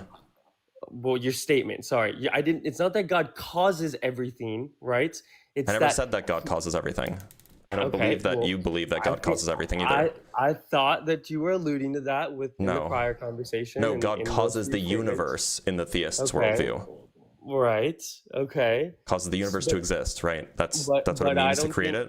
I don't think, and I think going to your point of it being that there being a pretense of a universe that was maybe timeless, then I think that he can cause it, right? If there's a universe that is timeless, and if we can theoretically, you don't have to agree with me, but I mean, I think the point can stand that God can sit outside of time. That is disproven, or that is not proven or disproven. So if that is true, and if you are able to imagine a universe that was timeless prior to the Big Bang, then yes, God did cause the universe to be created. And prior is a hard word to use here because it's not prior to anything. Exactly. But we can say ontologically prior, if you will. We can say that it's related to it in a way that, like, anyway, whatever the right word is, nothing in that universe, nothing in that part of the universe causes anything. It's timeless. You can't cause anything. See, I think it's semantics, and I think we're getting into a place. This is literally not semantics. We don't have any we are getting magnitudes above the understanding of physics. Like we can't even tie quantum mechanics. I don't know if you knew this, Nathan, but the theory that I'm referring to, the idea of a time-full universe giving rise, as you wind the clock back further, to a timeless universe, that was proposed by Stephen Hawking 40 years ago. Okay, this is well within the realm of physics. I understand this that. This is well within the realm of physics. I'm sorry. You're just mistaken. There's a guy that also proposes that there's 13 dimensions. I don't know if you know. I don't know what his name off the top of my head. He's kind of I don't know. My point is, this is well within the realm of physics. Just because somebody smart proposes something doesn't really mean anything. I understand it. Okay. I'm familiar with the paper that he wrote. He wrote it with James Hartle. That's fantastic. This is a well-studied, well-understood thing within physics. Yes. Well understood. Just because you don't understand it doesn't mean it's not well understood. I haven't taken a look at it, so I can't I don't have any points to counter it. Okay, which is wonderful for your argument. But the point that I'm making, we're talking about something magnitudes of levels that it's going to be impossible to debate. Going back, it wouldn't be impossible to debate if you were informed on the topic. Well, but you're talking. So Stephen Hawking proposed an idea, but I don't. Yeah, really, in the 80s. You're using very semantics words that I think that if it was anything past theoretical, you would use that in your favor. So I don't think that we don't have any empirical data that says anything prior. Please, we don't have any empirical data prior to the Big Bang. Or actually, we don't even have any empirical data prior to 380,000 years after the Big Bang. That doesn't mean that we can't reason about the way that it was. Exactly. And so if you're trying, don't say exactly. You're disagreeing with me. The point is I'm providing a third option to infinite past or finite past with the Creator. This is a valid, logically sound third option. And you can't just call it validly and logically sound. Look, okay, where's the contradiction? Then where's the contradiction if it's not logically sound? I think I haven't looked at this proposition from Stephen Hawking, but based on the fact that it is just theoretical, it's pretty meaningless because physics comes out with theoretical ideas constantly from very and they're logically sound, yeah. No, logically sound is a stretch, you know? So Nathan, I don't know if you know this, but the only way to get a theoretical paper published is for the mathematics to be on point. And mathematics is strictly logical. That's debatable. It's not. When was the last time you read a physics paper, Nathan? Well, because you could. This is a completely different conversation. When was the last time you read a physics paper? Is academia not very political? When was the last time you read a physics paper? Dr. Blitz, is academia not very political? Is it not a politicalized industry? Okay. When was the last time you read a physics paper, Nathan? Let's move on from this conversation. Don't dodge. The point that I was making is when was the last time you read a physics paper? God doesn't cause everything, right? When was the last time you read a physics paper? Don't dodge. Free will, okay? Nathan, so don't dodge. Don't dodge. I don't dabble in physics, okay? So that's clear. So why are you making statements about it? Why are you making statements about them as if they're true when you don't know anything about it? Okay, but why do you make statements about God? You're not a theological, everybody's allowed to make statements about things, right? Is that so? Last time I checked, that we live in America, a democracy where free speech is allowed. So I'm a physicist. I'm telling you what is true about the state of physics, about what's well understood and things like that. And you're just like, nah, that's not true. You're just being incredulous, which is absurd. I'm not telling you it's not true. I'm speaking your language and telling you that you're bringing up a Stephen Hawking theoretical point. Yes, okay? which is logically and sound. I'm not going to take that. The way that we know it's logically sound is because the mathematics is good. You can call it logically sound, but I'm not going to take that for more than just some guy screaming a theory on the street. Because I know things about academia. I know that it's political. I've read the paper. I've checked Stephen Hawking was a famous person, right? I'm sorry, was it? So I've read the paper. Okay, but exactly. So this conversation is useless to have between us because you've checked it and I haven't. You know? Yeah, so then why are you making statements about you? Why don't you just say, yeah, because well, okay, it could be. you keep trying to talking about it. I keep trying to move. No, but you could just say, yeah, well, you could be right. The right answer, if you don't know what I'm talking about. Is that what? Okay, but it's a maybe. The right answer. It's an I don't know. I'm not going to tell you that you could be right. It's a maybe and I don't know. You're right. It's an I don't know. I'm not going to do the agree? verbiage. I'm not going to give you verbiage that goes in your favor. I'm not going to do it. Do you agree that it is possible that there could be a third option that you hadn't considered? Of course. No, okay, but I think that is the problem with most people thinking. I would say, of course, there's two factions. There's people that think in God and just do it because it makes them feel good, and I would put myself not in that faction. And then there's people that believe in God and it's a logical based faith, but also it grows into a spiritual one, but it starts as a logical one. And there's obviously an option where I'm wrong. I could be wrong. I'm talking about the dichotomy you offered. Is it possible that the dichotomy you offered is not a true dichotomy?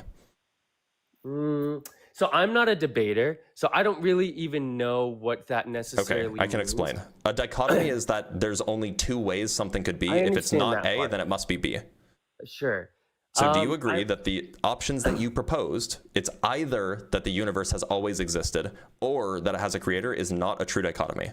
That's possibly the case. I think most questions probably aren't a true dichotomy, right? I mean, there are some true dichotomies, like either the sky, or either I exist or I don't exist, right? Like that's a true dichotomy. Exactly. We're asking questions that are very beyond. We could say either God does exist or God doesn't exist. That's a true dichotomy. Either two plus two is 4 or 2 plus 2 isn't 4, right? Right. Of course, but you have to know the answer. Yeah, I think you have to know the answer to be able to define it as a true dichotomy. No, you don't. You just need to know what the not operation is. So a true dichotomy, a good true dichotomy would be either the universe is eternal, meaning it has an infinite number of past days, or it doesn't. That would be a true dichotomy. But saying either the universe is eternal or it has a creator, that's not a true dichotomy. Because it could have a finite number of past days and not have a creator, or it could not have a creator, or it could have a creator and have an infinite number of days. So it's just not a true dichotomy. Sure. Okay. That's fair. That's a fair point. But I think that that is a core pillar that I would start with for atheist and theist. Like, I think that you need to be able to explain that. And I also, I'm going to go here. Can you answer one question for me as an atheist, since we won't even get into the Christian side of things? Sure. Why, as a debater, is it not easier to take the negative of something, to disprove something rather than to prove something, right? I think it just depends on the thing, right? I disagree with you, but focusing on this thing, right? I think it's much easier to try and tell people your ideas are not true, rather than, I've never heard an atheist come up with like their belief system, and maybe you can share me yours, and be like, this is what I believe in. What I've always heard from atheists is, I just don't believe in your thing, right? I think go talk to allegedly Ian. So people have different preferences when it comes to debate. So I like to argue, that's why I do this, but I like being on the defensive. That's like the style of debate that I enjoy most. So that's why I frame. I don't know if it's easier. I have to stand up against attacks, if you will. But other people like to be on the offensive. Allegedly Ian is an example. He's a friend of mine. He does debates on a similar topic. He comes on and he just makes the positive claim. And if you want to go ask him, okay, yeah, but what's your worldview, XYZ? Feel free to go talk to him. He will absolutely give you a strong defense and challenge yours by promoting a different worldview. I think that a more interesting, and at least for me, a more interesting conversation is that I'm interested in knowing what arguments you can present that might convince somebody like me. Okay. Well, so then I will leave like the 10-second Christian. Do you know the Christian spiel, like the logical side of it? Like why I do, but I'd rather you not just like Yeah, I'm Gish not gonna. Gallop and run. So like Yeah. like we can either let's talk we can about either it. leave Let's talk about now it. or like you can bring it up and then we can talk about it. No, let's bring it up and talk about it, but kind of quick. I gotta walk my dog. So I guess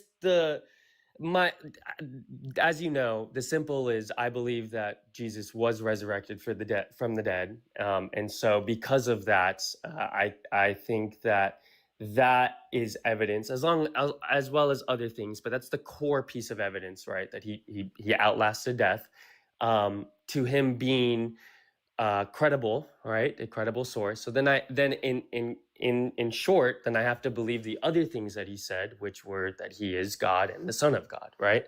And I think that I think the resurrection is the core piece of conversation I'd like to focus on. Obviously, there's no way I can prove it to you, but I also don't think that you can disprove it to me, right? Other than the fact that it's like, well, everybody else has died, so really. But I mean, like the facts that, we can, I'm sure you've heard this, but Nixon, Watergate, you had all these powerful men lying, doing their thing. And people don't, basically what I'm trying to say is people don't lie. People don't go to death based on something that they know to be lying about, right? So the 11 disciples, not Judas because he killed himself, but the 11 disciples were put to death based on their belief that they also believed Jesus to be the Son of God. Sure. And they wouldn't have died. They wouldn't have been put to death based on knowing that they were, doing a facade. It was just a lie, right? I thought I thought this was a 10-second spiel. But I know, okay. I talk a lot, as you know now. It's okay. So look, first, and I'll just kind of address these things backwards. First, we have no historical reason to believe that any of the disciples were put to death for refusing to give up their beliefs. We do have evidence that I think we have evidence that James was put to death. We don't know why. And I think we have evidence that Paul was as well. But again, we don't know the conditions of like the trial or whatever. We don't know how that worked. Again, you're off the app and I can't hear you when you are, but you can still hear me. But I mean, that's beside the point. There's a secondary point of if we're trying to evaluate whether or not something's true, what we need to do is we need to look at what are the priors that we have for that thing happening, and what are the how good at predicting the outcomes are the explanations of that same thing happening. So if you have two different explanations, what are your priors for those explanations? And then how well do those explanations match the data? That's how we evaluate theories. Is Peter? Sorry, not Paul. No. Peter was put to death upside down, but that's in an apocryphal part of the Bible. There's no historical evidence that happened.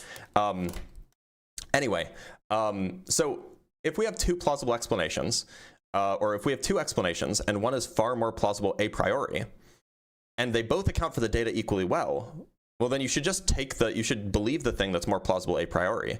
And so, look, all I have to do is say, look, imagine that there was a conspiracy, orchestrated by Pontius Pilate, to make this guy appear as if he was the coming Messiah. And then he successfully did so. He tricked a whole bunch of people that this guy was the coming Jewish Messiah. And conspiracies are real. We know that our priors for conspiracies, while they might be low, they shouldn't be arbitrarily low. Whereas miracles, our priors for miracles should be even lower still. And considering that they both equally well explain the data, it seems like we should believe that it was a conspiracy rather than him actually resurrecting from the dead. Yeah, I mean, obviously this is just like we both came into this knowing that we disagree on this topic. So I understand what you're saying. I think that there is evidence that all of these, so actually it's not 11. One of them, I think John lives a very long life, but 10 of them are put to death. I think there is historical evidence that is true, okay? Where? Why that they're put to death? Well, no, where's the evidence that it's true?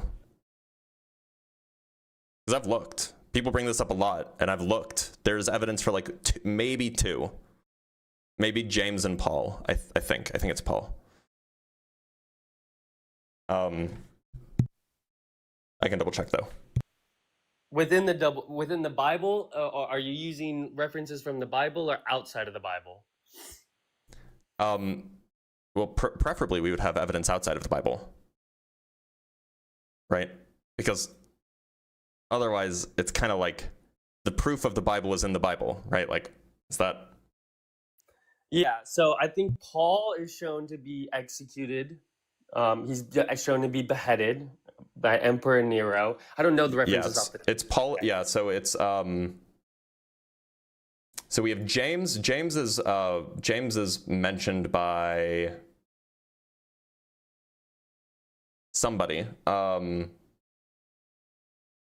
then yeah, I think maybe Paul. I think Tacitus mentions Paul or something like this. But I think that's all we have, and we actually don't know why they were executed either. Yeah, so actually, for one of them, we do know why they were executed. I think it's James, and it says that he was executed for being a loudmouth.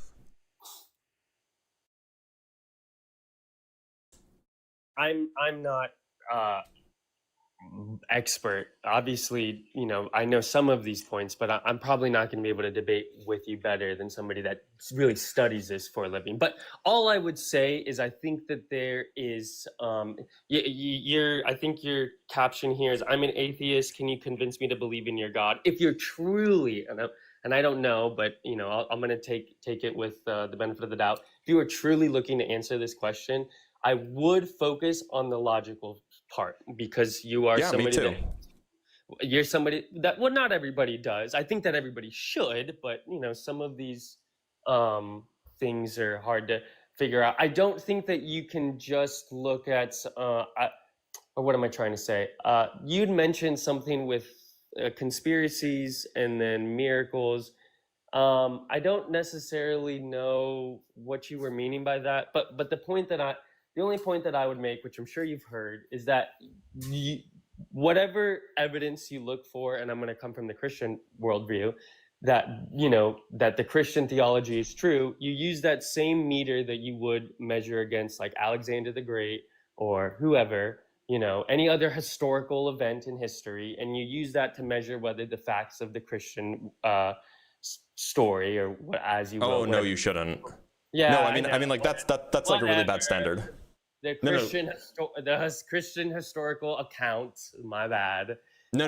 What I mean is the standard of evidence should be way higher for the Christian account, right? It should be. But it's not the same standard at all. Like we have like if the evidence that you offered me for like the evidence that we have for like Alexander the Great existing and like Caesar existing, all these things, and for like the things that we did, A, it's way better than the evidence we have for Jesus being resurrected. But B, even if it was the same quality, even if it was the same quality of evidence, the standard, it would still not be enough, because the size of the claim, the improbability of the claim, scales the quality of evidence that you need in order to demonstrate that it's true.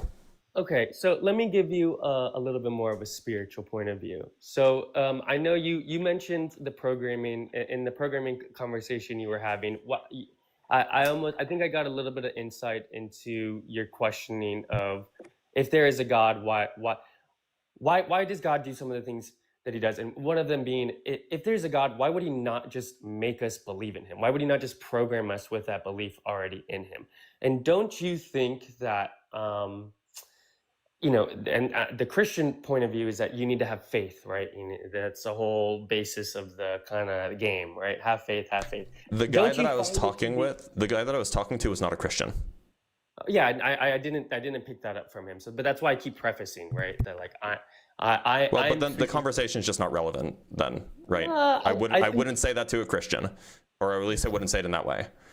So, okay, well, what I mean by that, what I'm trying to say is that you mentioned, why did God not program us already with knowing that he is true, right?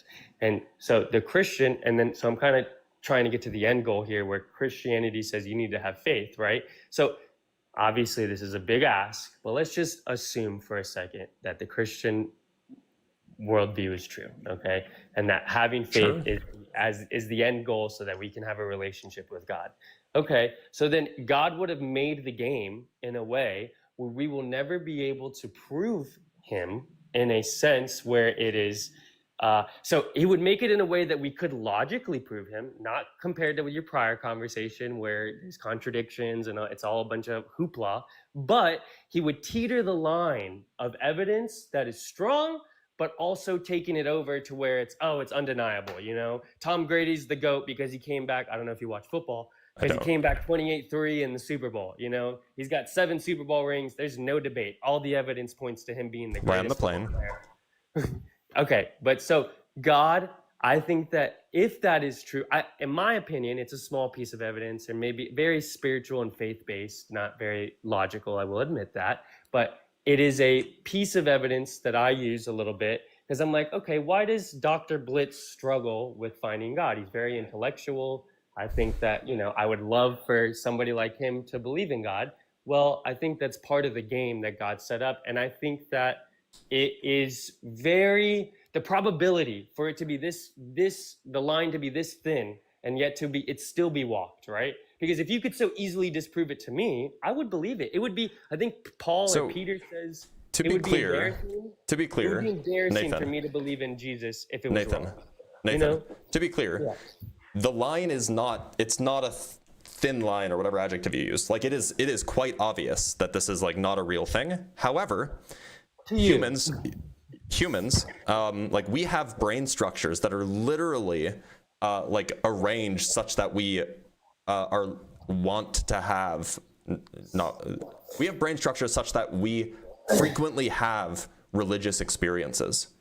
And so if we were actually like rational people, nobody would still be believing this stuff. But the fact that we have brain structures, that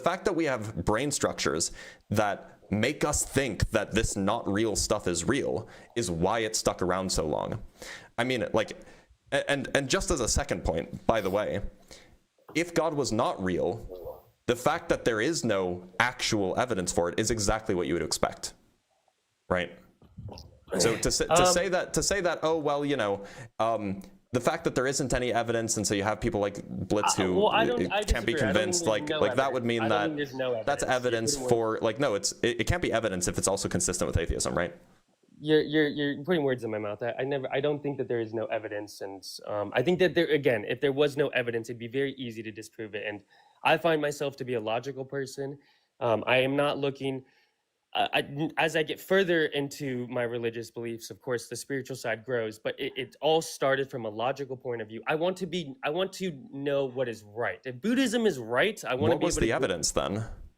I mean, so I gave you the Christian spiel. I also think that no, but I'm asking for the evidence, right? Not the spiel, the actual evidence. Okay, well, I mean, I think that the creation of the universe. So my thought process was this: is there a creator? Yes. Which one is which major? You don't have to only look at the major religions, but I would. Sorry, how is this evidence? I think that the universe points that to the structure and fabric of the universe points to a creator. How do you figure? How is the universe being a certain way evidence for a God existing? In your experience, has anything? Or let me ask you this. Do you not find it to be probabilistically more likely that something created the universe is sitting on a pin on top of like it is, if gravity was 1/1,000,000th difference in measurements, that's false, by the way. That's false. What can you explain to me? Yeah, so gravity could be about 100 times stronger or about 100 million times weaker, and you could still have life in the universe. Not on Earth, though. Well, yeah, you would just have life elsewhere. Earth would just be a different thing. Well, gravity's only one. That's the one you brought up. Of course, but like I don't. And by the way, gravity. It's like the gravitational strength on Earth. You could double it, and life would still be life could still exist on Earth. You could divide it in two, and life could still exist on Earth. There's no issue there. The structure of the universe, right, is so intelligently designed, is the way I would describe it. Or so. That's an assertion. What's the evidence of that? Right, and I think that the evidence of that is that we have structure. Okay, so how does that mean that there's a designer? there's a creator. In your experience, has structure ever come from randomness? Yeah, go into a cave where there's crystals. You'll see super orderly crystals, and that just comes from water dripping from the ceiling. Okay, I mean, that's a fair point. I don't think that that's necessarily randomness, right? I think that the cave has a ecosystem that causes that outcome. Well, in that case, then I don't think that there is any randomness, if that's the standard that you're using. In reference to the universe, right? Yeah, so I don't think that anything's random. It's just following laws of physics and biology and chemistry and stuff like this. Okay, and I think that those laws are so precise, right, that it points to a creator. How do you figure? Like what's the evidence that connects the laws and like you said that there's evidence, but you're just like kind of giving me vibes that like, oh, like the laws are like this way, and so like that makes me feel like there should be a creator. Like what's the actual evidence? Yeah, I mean, so you take the defensive if you wouldn't mind. So then can you point to me the evidence that that these laws can be precisely created, or not created, but precisely random? How about that? I don't know what you mean. I don't think that the laws are random. Okay, but so if nothing created them, then how did they come to be, right? Well, I said, I think that there was never nothing. Maybe I didn't say that to you. I don't think that there was ever nothing. So this is not something like things that have never been created typically don't need explanations for how they came about, because they never came about. They've always existed in some sense. So eternal, right? Not or eternal or timeless, right? Okay, so semantics, but I think not semantics, but I mean a bit. Eternal and timeless are different words, and they mean different things. Well, timeless, the absence, the difference I think that you would make is that timeless just means existing in the span of all of time, but not outside of that. No, timeless means existing without time, in the absence of time. Okay, right. So anyways, I don't even remember what we were talking about. I was asking you for evidence because you said that there was. Right. Yeah. I mean, I think that there's a reason why these conversations continue. I think the evidence is not hard. I think there is some level of interpretation to it. Like, for me, structure points to a creator. I think the evidence points to that. The probabilities, right? For me, it's more of a probability, right? How do you establish the probabilities here? Like, what are you actually doing? It just seems like you're just like, well, it seems unlikely. On what grounds? Yeah, I mean, that's a lot of the game, right? Because when I look at the things that are around So it's vibes? No, it's not a vibes, right? But the things that are around me, more often than not, and I think almost always, the structure comes from something that created it. That's because you live in a world that's like super technological. If you lived 5,000 years ago, you would not be saying that. Because of your cave example? Just because the natural world is like super structured and super orderly, and we don't have any reason to think that those things were created. I disagree with you. I think that because of how super structured and super orderly they are, I think it does point to a creator. Because I think that if it was based on randomness, I'll put it this way, right? You keep saying random is not the opposite of having a creator, right? These are not the opposites. Again, not a true dichotomy. How would you describe it? Because I don't really, I guess, understand. Created or not created? Okay, or perhaps we could say designed or not designed. That's probably better. And I think this is the semantics that we keep running into the problem here. Is you keep saying not created, and that keeps making me think. So you think that it's always been here, eternal, but then you keep saying no. That's not true. So I shouldn't say created. I should say designed. So designed or not designed, right? Okay. Because in principle, you could create something randomly, right? And so you could create something. That's why I keep saying randomness. Well, you could create something randomly. You could create something not random. You could create something. Then it gets created randomly, and that's my point. Look. So the true dichotomy is designed or not designed. Now, the question of whether or not the order or the structure that we see in the universe requires design. That's the thing that you can't make. Like, I'm asking for the evidence that there's a connection between the two. I mean, yeah, I cannot prove to you that the structure. I don't want proof. I want evidence. Well, I think that again, I'm gonna sound like a broken record, so I don't want to keep saying the same damn thing. I think that the needle that the universe sits on, like that it's balanced on, is pretty. It might be funny to you, but I know you believe it to be true. Like No, I don't. whether you believe. So do you think that in all of the so you know combination probabilities, right? So if you flip a Yes. coin twice, right? Okay, so you have a what's it called? You have a space of 4 possibilities. If you flip a coin twice, heads, tails, tails, heads, tails. Okay, so let's take that thought experiment a little bit further with the possibilities of the universe, right? So we have a space, right, of possible outcomes. Yeah. Do Okay. you think What what makes do up you the space think? of possible outcomes? Any way the universe could have gone. Well, yeah. What are the different ways the universe could have gone?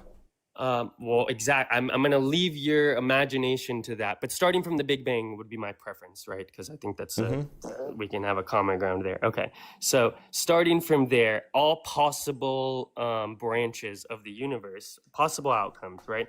How many of those probabilities do you think ended up in this one? In my opinion, much less likely than. So you're making 2 mistakes. First, you're assuming that like the universe is not deterministic, right?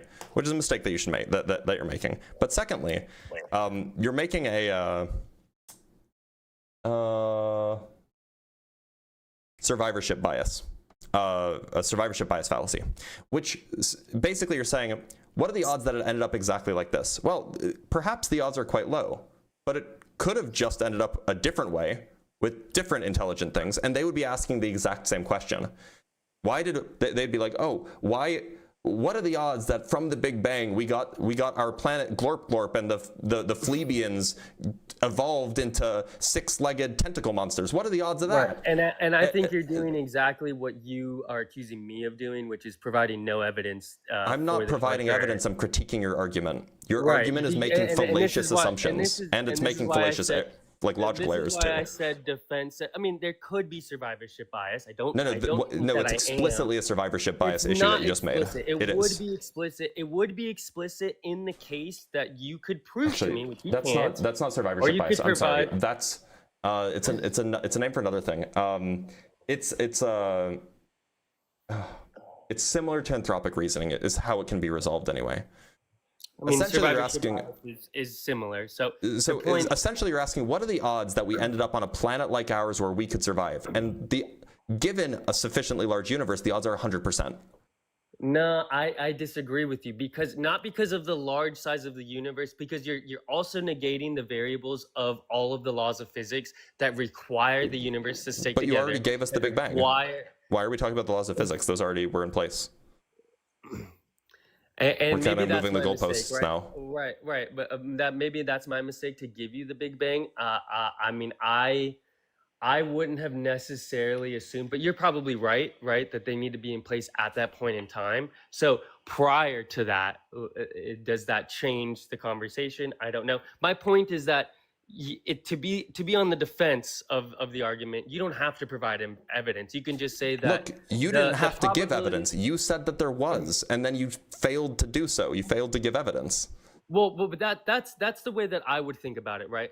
In the evidence is that the probabilistic outcome is that in all outcomes of the universe, the chances that we ended up with life and that the universe didn't implode on itself quickly after it begun, that it's much more likely that because of this path that it was designed to be this way, right? So that's the dichotomy you keep giving me is design or not design. Yeah, sure.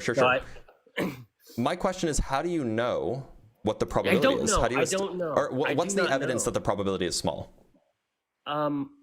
Because of the amounts of variables. So then, because there's, and I don't even know the total number, but I know them to be very large, right? And so there's because like 19 numbers that you're thinking of. I don't know if that's necessarily true, but even if we did 19, it would be like, 2 to the 19th power, which is a pretty big number, right? For this to have happened. Wait a minute. No, you're making a mistake again. You're assuming you know what the space of possibility is without knowing what you don't even have evidence for what the space of possibility is. It's impossible to prove. It's impossible to prove the space of possibility, but we know that number is probably large. No, we don't. We don't know anything about it. I would assume that if you think that this would have happened almost no matter what, that you have to agree with me that you think this space is large, because you said in an infinitely large universe that we would have ended up here 100% of the time. So then we have to agree that the population space is large. We have to. So you're conflating two things now. So the population space for planets is potentially infinitely large. If the universe is very, very big, so it's at least like, you know, there's trillions upon trillions of planets, but maybe it's infinitely many. The population space for the constants that govern the laws of physics, we have no information about that. These are two different population spaces. No, exactly, but I'm not talking. So don't conflate them. I'm talking about the population space of planets, or in short, in the expansion of the universe, right? The growth, the timeline of the universe, which is really the expansion. But then why'd you bring up like the constants and the laws and stuff? Exactly. Seems like you're shifting. The constants of physics point to me that for all 19 to be true, right? And I'm making an assumption here, but the only way for life to have inhabited a planet is for all 19 to be in line, right? And so suppose that's true. Okay, so suppose that's true. What is the space of possible ways that it could have been? I don't know how many possible ways the constants could have been, right? But right, nobody does. Nobody has even like a smidgen of evidence that it could have been any other way. Listen to me for 1 second. If we know that the expansion or the timeline of the universe's possible outcomes are very large, infinitely large, right? Then we can assume that those constants that live within the universe are also to have been infinite. No, you're getting it backwards. So, like, look, given the initial conditions, if you have different initial conditions, then you could have different outcomes, even with the same constants. So you could have if you have different initial conditions, then you can have different outcomes, even given the same constants. Right, and so please, I'm in the middle of a sentence.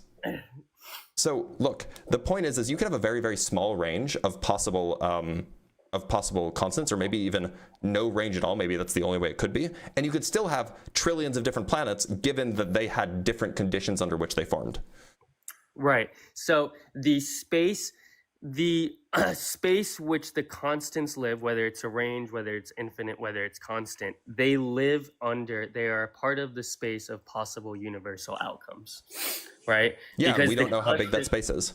Exactly, but so we don't know whether the constants live within the expanding their timeline. No. You're making a mistake. They don't live with. They're in a separate type of space. They're in like an abstract mathematical state space or configuration space. No, they don't, because the universe timeline takes account those constants, right? So you're getting the causation backwards. Hold on. Just because the constants have is it conceivable that the universe could have a fixed range of constants, but an infinitely or a nearly infinitely large range of possible planets? Is that conceivable? I'll give you the example. So either these. Wait, can you answer the question just with a yes or no, and then you can give me the example? Okay. So what was the question again? Is it conceivable that that the constants couldn't have been any other way, meaning that the range is 0, and yet still have an infinite number of possible different planets? No, I disagree. That's not okay. Then you're just mistaken. You're just mistaken. You don't understand how dynamics works. If there is no range for them, I think that points to a design, right? That wasn't my question. Built that way. That was my question. But I think that answers the question that we're asking. No, my question was about planets, not about design. I understand, but if the range is 0, okay, then there is not an infinite amount of possible outcomes of planets. Right? So you don't think that you could have an infinitely large universe filled with infinitely many planets if the range is 0? I'm talking about planets.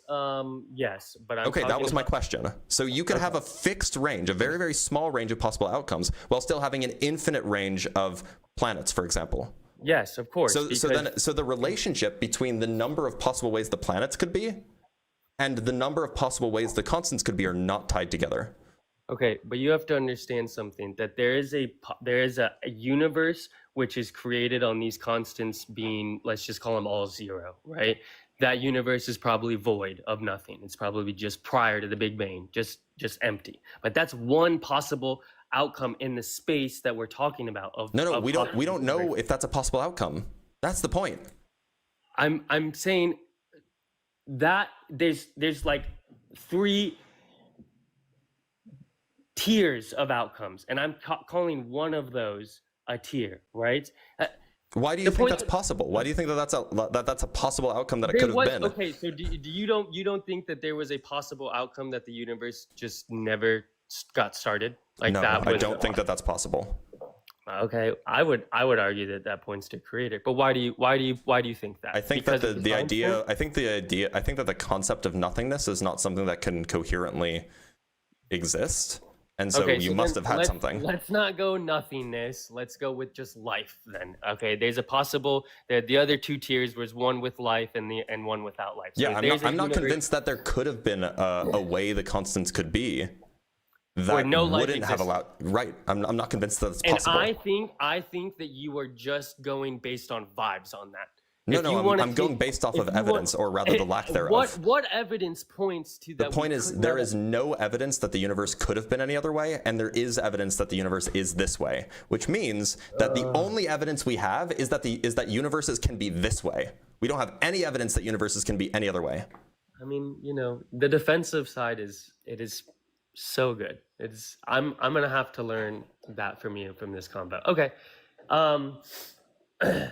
I'm going to let you go, Nate, because you've been on for over an hour, or just about an hour. And I appreciate the time, but I think the last point that I was going to make is for those constants, to my point of view, you can disagree, but my point of view is if those constants had to all be true, then it's 2 to the 19th, right, for all of them, which is a very large number. And so then the probability just becomes very, very small that it really could have been random. But that's my point of view.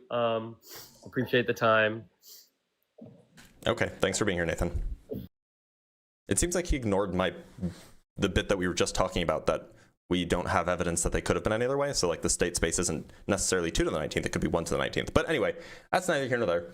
Let's move on. Oh, we have some super chats to read, and then let's move on to the next guest. Yeah, that was a headache. A headache and a half, if you will.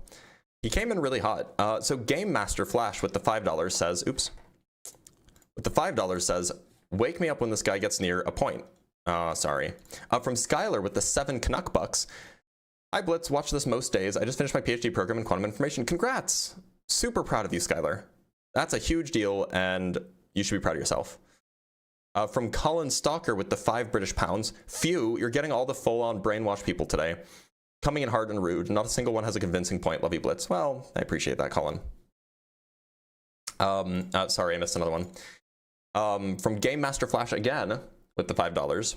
Oh, another one of those God is tricking you guys. No, I don't think that he was. I don't think that he was doing that. Then from Nobody on Fire with the $6.66. Hail Satan. Blitz, your eternal soul is a game for God, so you must worship him. For being an intellectual toddler, hope this helps. I don't understand. Is this guy like a hate watcher? I don't understand. But thank you for the $6.66 regardless. All right, let's move on to our next guest. Oh, actually, I got a cash app from Shay for Glorp Glorp and the Fleebians. Thank you, Shay, for the $20 cash app. I appreciate you. I appreciate you. Big bucks. And let me just double check and make sure I didn't miss anything else either. All right. He's a friendly. Okay, good. Good. Oh, and then we have $2 from Lemon Lime Lad, another atheist debater I can give my money to. Well, I will take your money. Thank you. All right, let's talk to Austin.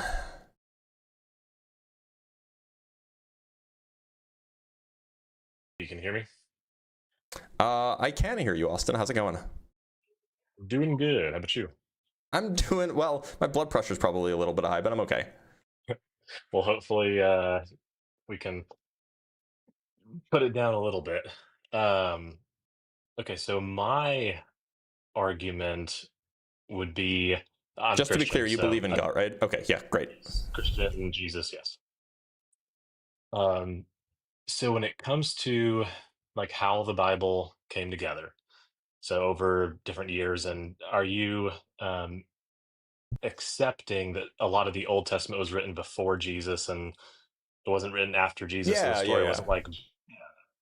So then, have you? I don't know. I haven't watched a bunch of your stuff. I've seen a couple of your things over the past couple weeks, but have anyone brought up the kind of fulfillment of all the prophecies and how people wrote about Jesus before Jesus came, and then Jesus came and fulfilled said prophecies? People do bring it up. I'm fairly convinced that he like didn't fulfill any.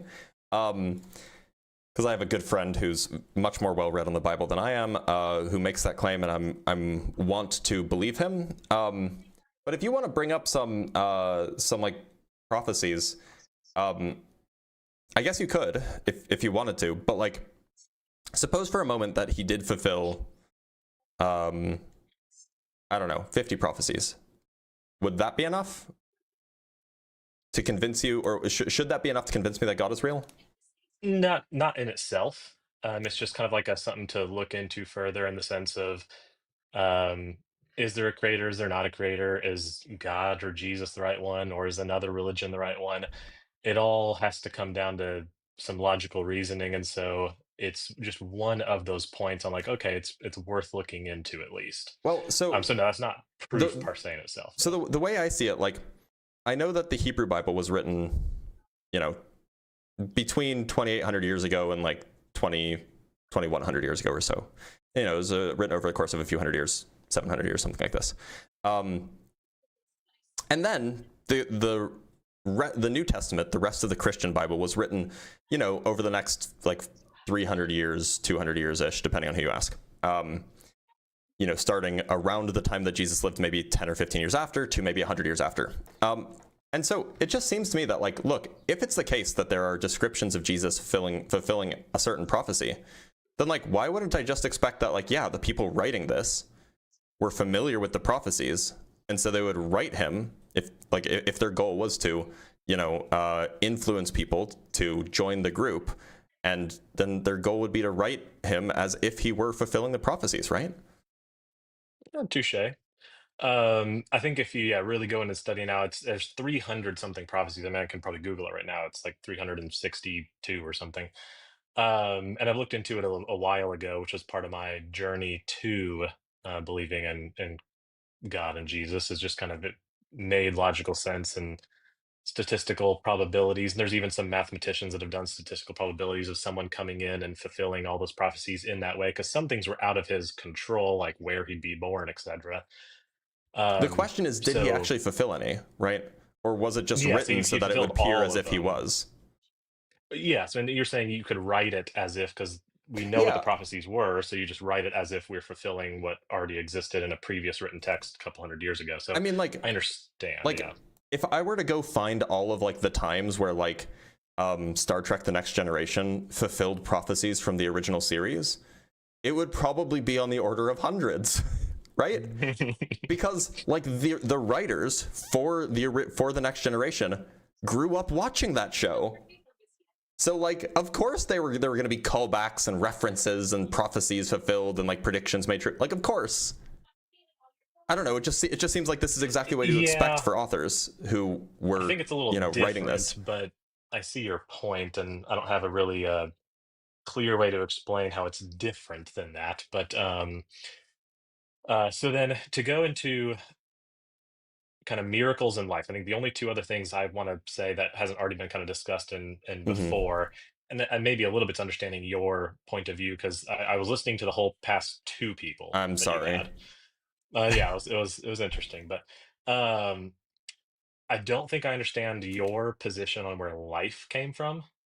It's like how did I guess, and maybe even intelligent life or something. I mean, sure, there could have been like some little organism somewhere. I'm not sure, but I don't know how you view, did complex life just always exist from scratch, ground zero, or did something happen to create complex I mean, life? like, look, I'm not a biologist, so like I'm not going to have like definitive technical knowledge on this, but my understanding is like it at least seems plausible that life is chemistry at the end of the day, right? Like it's chemical reactions taking place inside cells, and then there's diffusion, and like it is chemistry. So it seems super plausible to me that given the right initial conditions, like, you know, the right temperature, the right pressure, the right chemicals, whatever, it seems like that it's plausible that very, very simple life could arise spontaneously.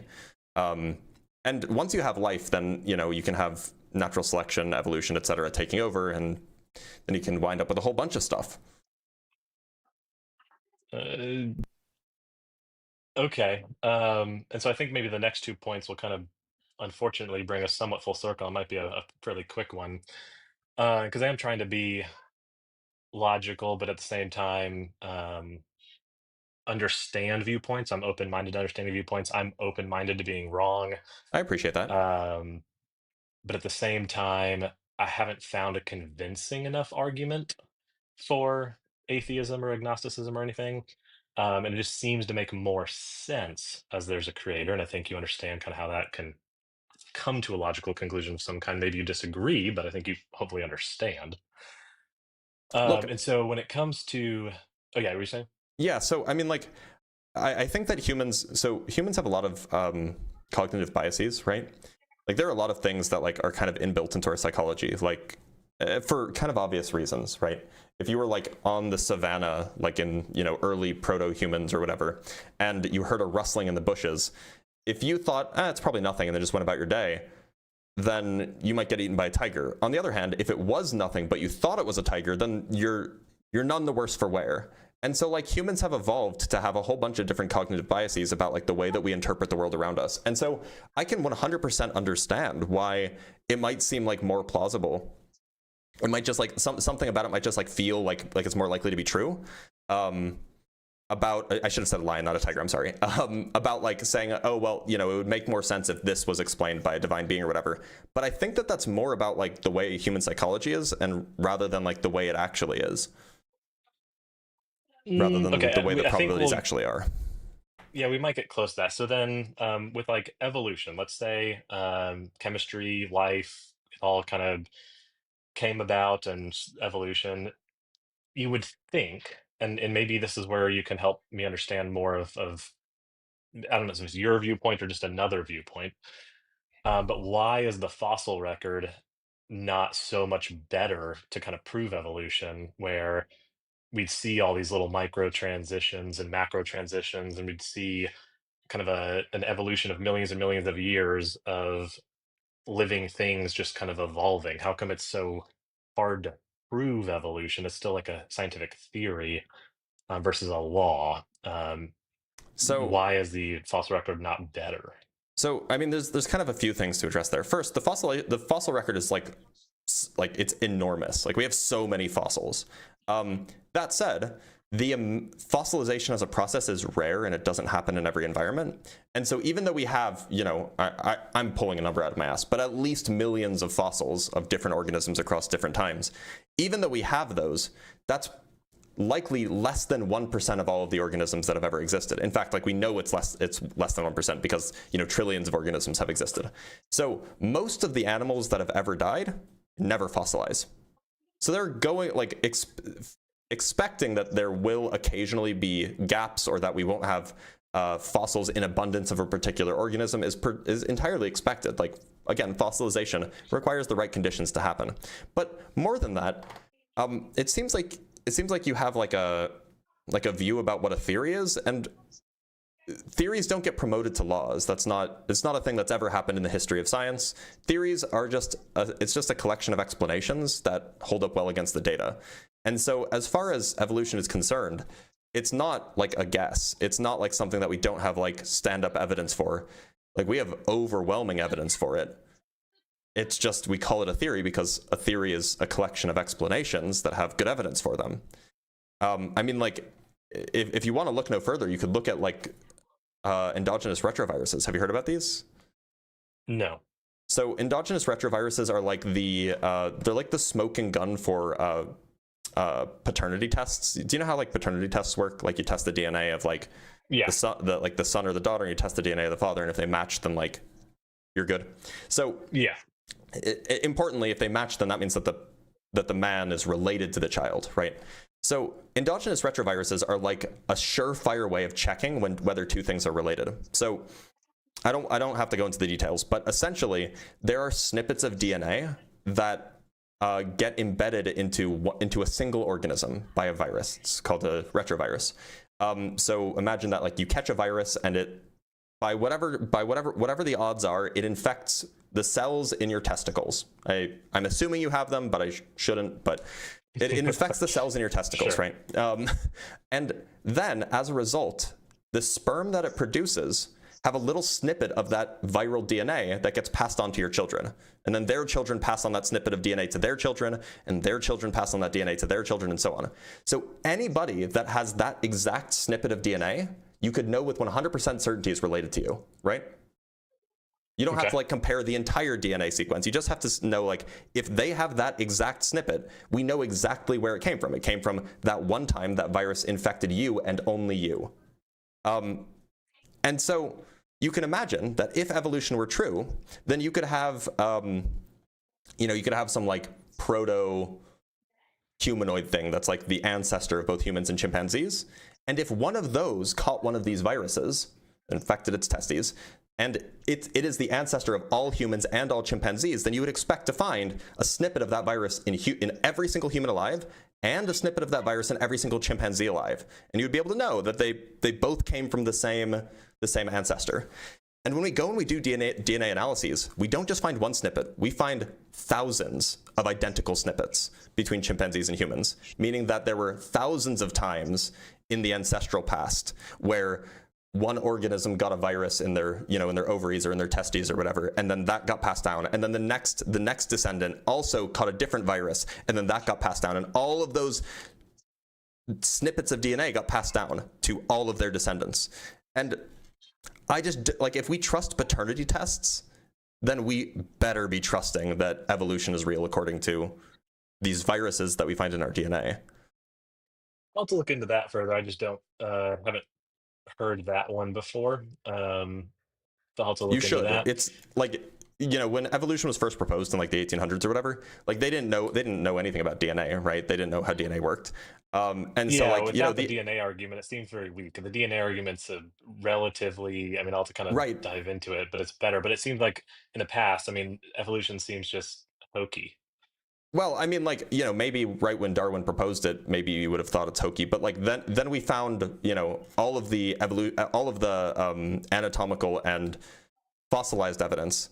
And then, after the discovery of DNA, and then later in the 70s, 80s, and 90s, we figured out this whole endogenous retrovirus stuff, and we're like, oh, that's like smoking gun evidence for evolution. And so, like it's not even in question now. It wasn't even in question 100 years ago, but, like, we're as certain that evolution is true as we are that the sun is going to rise tomorrow.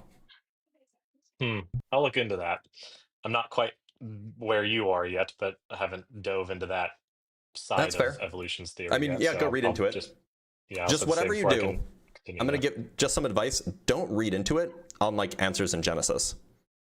Just go find like a biology textbook or something, or, like, just some review article, or just something that, like, a scientist who doesn't really have a skin in the game, just, like, go read or even just go to the Wikipedia article on endogenous retroviruses. That they have a policy of being neutral and all that. So, yeah. And now here's a little interesting thing, though. So go ahead. Let's say evolution is, just for sake of argument, real quick. I have one more point to make, and then I'm out of here.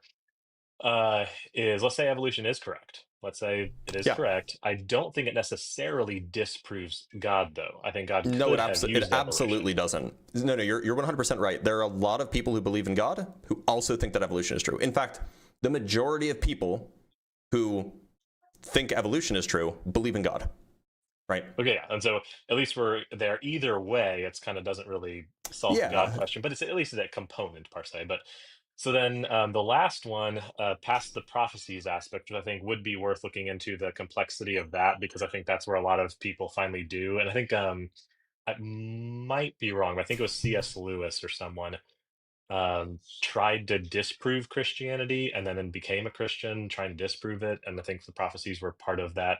I don't think C.S. Lewis was ever not a Christian. I think he was, like, it might have been. I think he was born a Christian. There was someone that tried. He was born in Ireland.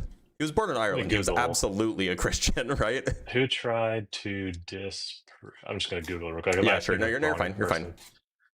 Christianity, and then became a Christian. There's a famous person, so I bet Google's AI will probably just pop it right up. Uh, Lee Strobel. It's not the one I was thinking of, though. I know who. I'm familiar with Lee Strobel.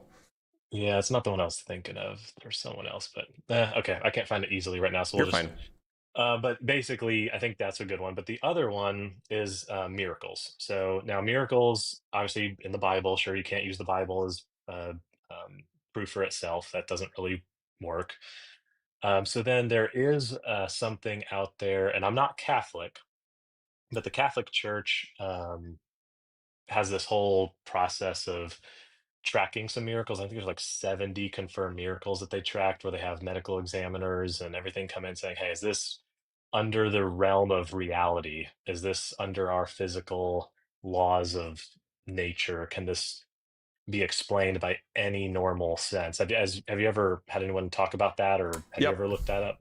Yeah, so in fact, there's a really famous one that people bring up a lot, which is there was like a something about what's it called, the little cracker that the Catholics eat? The Eucharist or whatever. Yeah, they're like, well, there was this miracle that where the Eucharist was claimed to have turned into literal tissue, like literal heart tissue, and the confirmation process that they went through to confirm this, they brought it to a Catholic heart doctor who had retired 15 years earlier and who had a history of writing. Like he stopped being a heart doctor, if I remember correctly, and he became like a journalist, but like kind of like a Christian journalist, and he started writing about that kind of stuff. So that was enough to make it be proof that this is a real miracle that happened. They brought it to like the most biased person in the world. Yeah, not the best proof. Like I don't know. I'm just like, if that's the standard. Like, I didn't look into that one. I didn't read all 70 of them in depth, but I read a couple of them. That's one that it was more like, people have brought that up to me a lot. That's the only reason I know that one. Yeah, it's more like cancer healing and stuff. And like I have one friend too, a personal friend, that had a miracle of cancer, where he was basically going to die with stage 4 cancer, and then he went to his doctor's appointment to start chemotherapy and just clean, just nothing. Well, wait a minute, but that's not a. How do you know that that's a miracle, right? By miracle, that's a good question. So, I mean, because like, no medical explanation. Well, sure, but like a miracle means that it's like that it's some divine thing. Like if it's true that the Eucharist literally turned into like a piece of heart tissue, that would be essentially supernatural. But like if it's just like a guy when it's spontaneous remission, this like happens all the time. It's rare. It's like most of the people who have stage 4 cancer, like late stage 4 cancer, die. But like most of the people, but like it does happen fairly frequently, like 1 or 2% of cases or something like this. So I think that that's just like biology. I don't know how that's a miracle. It's just something we haven't fully answered in science biology. Yeah, yet. or it was a unknown misdiagnosis, right? Or like, I mean, look, there's like the human body is complicated. I don't see how this means that it's a miracle, though. Like it's miraculous in the colloquial sense that like, oh wow, what are the odds of this happening? That's so great. But can you prove its divinity? But is it like supernatural? Yeah, that's the question. Yeah, and like when the Catholics say that there are miracles, they're not referring to like the kind of thing that you're talking about. They're referring to like the Eucharist did this, or like there was an apparition that 100 people saw flying above a church, or like they're talking about like stuff that is not physically possible, right? Not just like rare biological things happening. Okay. So then, so I think ultimately, my belief system and your belief system, just as us two human beings here on this conversation, we're just looking at, we're putting our eggs in what we can calculate as more logical in each of our senses. And you might have some more mathematical answers, and I might have a little bit more faith-based answers. I think both of us would have both, though. I mean, you're having some faith in your point of view, because otherwise you'd be able to prove easily to a lot of people and make bajillion dollars proving everyone wrong that you have the right answer of the world. So there's some faith in your aspect, not faith in God, just faith in your belief system of how the world or the universe came to be, per se. And I have some faith that it was created by an intelligent design. It's not both faith. of us can't. So I'm just so generally, and I don't know about you, I just it's strange when people try to assert that I have faith. Like, look, there are things that I have evidence for, and those are the things that I will believe are true. Like, you know, I have evidence that like the sun will rise tomorrow because it rose yesterday, and there's certain regularities in our universe that say that things that happened yesterday are likely to happen tomorrow, you know, et cetera, et cetera. Like, there's evidence that the sun will rise tomorrow, right? And so I believe that the sun will rise tomorrow. But then there's things that I don't have evidence for, and I just try to be agnostic about those. I'm like, look, I don't have empirical data that says what caused the Big Bang or what was before the Big Bang, if there was a before the Big Bang. I don't know. I can speculate, but like I genuinely don't have like a belief about these things. So like I just don't know. Like I think that the right move is to, like, if you don't have evidence for something, if you don't have a reason to believe something, like either logical reasoning or some sort of like empirical justification, then just be agnostic. I don't see where the faith is in that. Okay, touche. That's fair. I'll give you that. It's fair. So yeah, so I think, I mean, I'm not going to belabor the point. I think the aspect of the complexity as the past, which I'll give you an ability to answer this real quick, and then I'll hop off and let you talk to someone else. But I think similar to the last person, which I don't want to belabor that point though, in the sense of the complexity of this world, the complexity of the balance of everything. And I'm not going to just say the tilt or the gravity thing like he was saying or whatever, but just everything put together, all how the plants and the carbon dioxide and all of our elements in the elemental table, and just how everything is so relatively balanced and relatively perfect. Sure, there can be some variations, like you mentioned. Maybe you can have twice the amount of gravity and everything could still sort of work. I don't know if that's true or not, but there's probably some range where it could be true. I don't know when it eventually collapses on itself, but maybe it's 3 times, 4 times, who knows.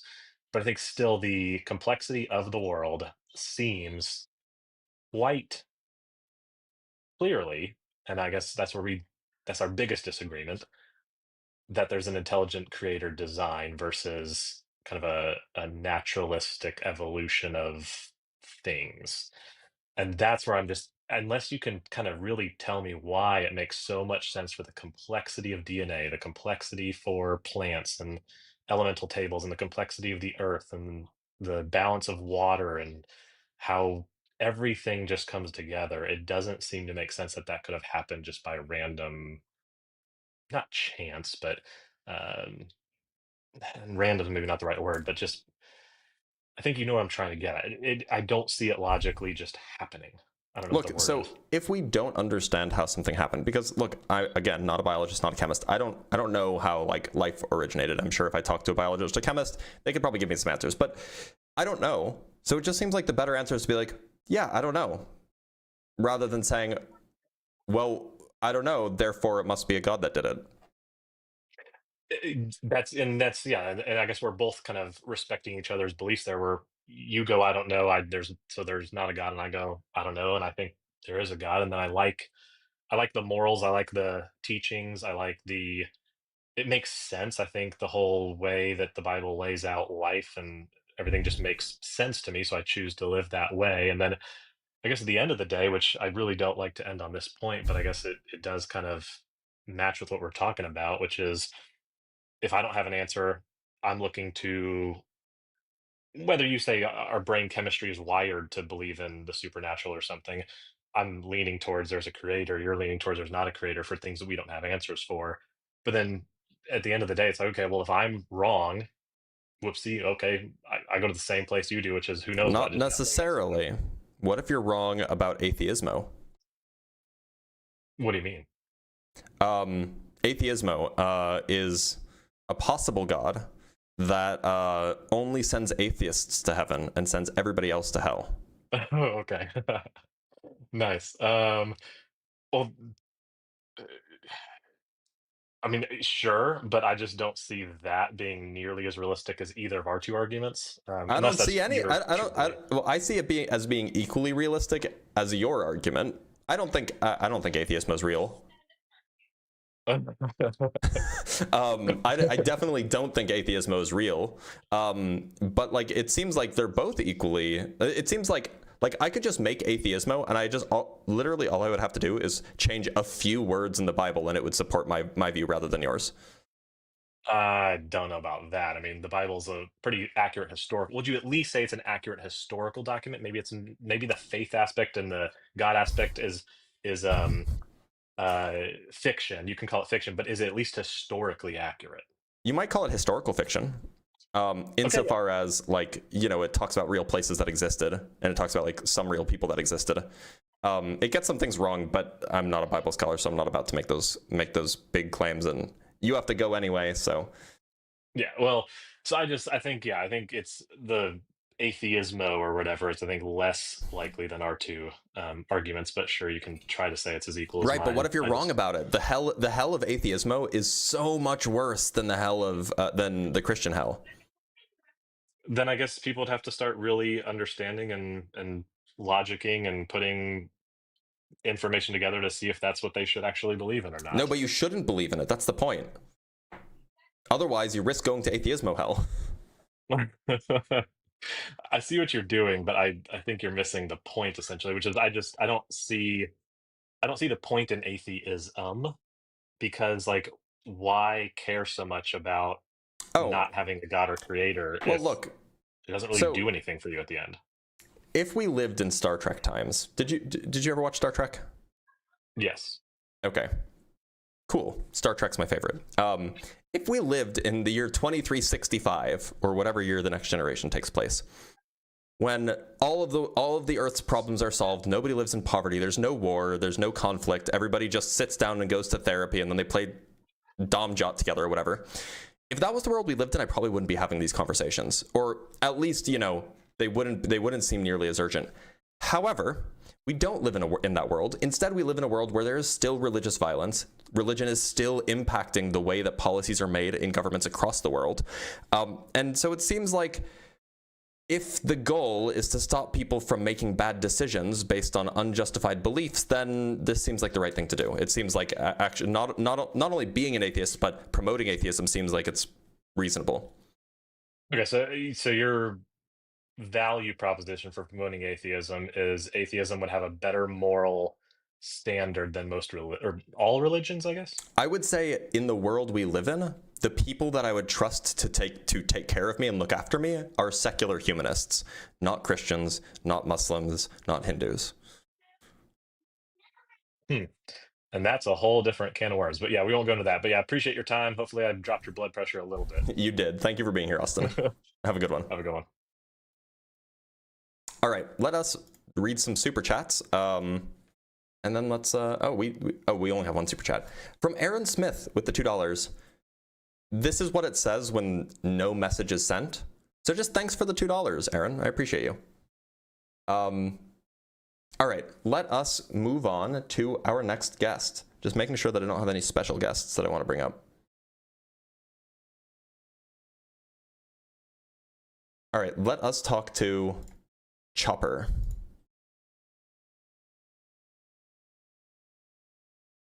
Nice. I'm hey, on. Chopper. How's it going? Not bad. Not bad, my dude. Not bad. Glad to hear it. So, do you believe in a God? I do. I do. And which one, just so I can know where you're coming from? Well, let's see. How do I explain this? I'm actually kind of excited right now. So I need to kind of gather my thoughts. So which God? Which God? Like, are you a Christian? Are you a Christian? Look, because like you're a white guy in America, so like my first guess is you're Christian, but I don't want to assume things about you. No. So I was raised Irish Catholic. I went to Irish Catholic school, but for the longest time, I hated church. I hated everything. ... It doesn't seem consistent with anything. Like the teachings don't seem consistent with the mentality it instills. It seems like, you know, you sit in a pew, you get forgiveness for saying Hail Marys, right? Like, cognitively speaking, how does that dissuade you from being a bad person? If you could commit any sin you want, say 10 Hail Marys, and you're absolved, you're going to do whatever the hell you want eventually. Well, I mean, yeah, maybe. So Chopper, so 9 like, out of 10 times. do you believe in like a creator? You just don't know if it is associated with any like Alright, religion? so do you want me to just immediately prove God exists, or? Well, I would like you to tell me what it is you believe rather than giving me your life story, because so God is people get hung up on labels. People get hung up on their own mental image. People get hung up on definitions. Like, if heaven exists, 9 out of 10 people, 99 out of 100 people picture it as like in the clouds with angels with wings, wearing togas. Like, that's not how it would be. Okay, so right? So Chopper, can you just tell me what it is you believe? Like, what do you actually believe, I believe rather than God what you is don't a believe? label. So Okay. like I believe God is a label. So God is there would be a God point, meaning our origin point, meaning the point everything came into existence. You could call it the Big Bang, you can call it whatever you want, but that would be like the God point. But then God itself would just it could be anything. It could be a sun god, it could be ... It could be whatever you build it up in your mind to be, right? But if we're talking about like the Christian Catholic God, you're No, talking I just want to about know what you believe, Chopper. I believe all this stuff. So you believe in the Christian Catholic God? I believe in every God. Every version of God, yes. You believe Yes. that so you believe that there is a divine mind that created the universe in a metaphysical way and is not a physical thing? Yeah. Okay. Yeah. Why? I mean, but I'm actually not entirely certain. So I do things on a spectrum of probability. Well, so that's fine. in my mind, So why do you believe it? You don't have to be certain. well, you do believe it though. So like, why do you believe it? Yeah. Why do I believe in the physical God? No, the Or non-physical one, the one that created the universe. The original Yeah, point of intelligence and whatnot. sure. Yeah. So because logically, there was a first form of intelligence, right? Or are you saying that multitudes of intelligence examples came into existence simultaneously? Like we exist. Sure. It seems plausible that in the universe as we know it, there was definitely a first. That's plausible. That would be God, right? That not necessarily. If it exists within the universe. When I think of God, that is my as a label. So if we're the first intelligence in the observable universe, you would say that we're God? Yeah. Okay. I thought, but I wanted you to explain why it is you believe that there is a divine mind that created the universe, not. Yeah. Not so that. Here's how I view it. If I just tend to believe things and then I do thought experiments, same way Einstein did it, yada, yada, yada. So we could go back. I'm sorry. I think that was going nowhere.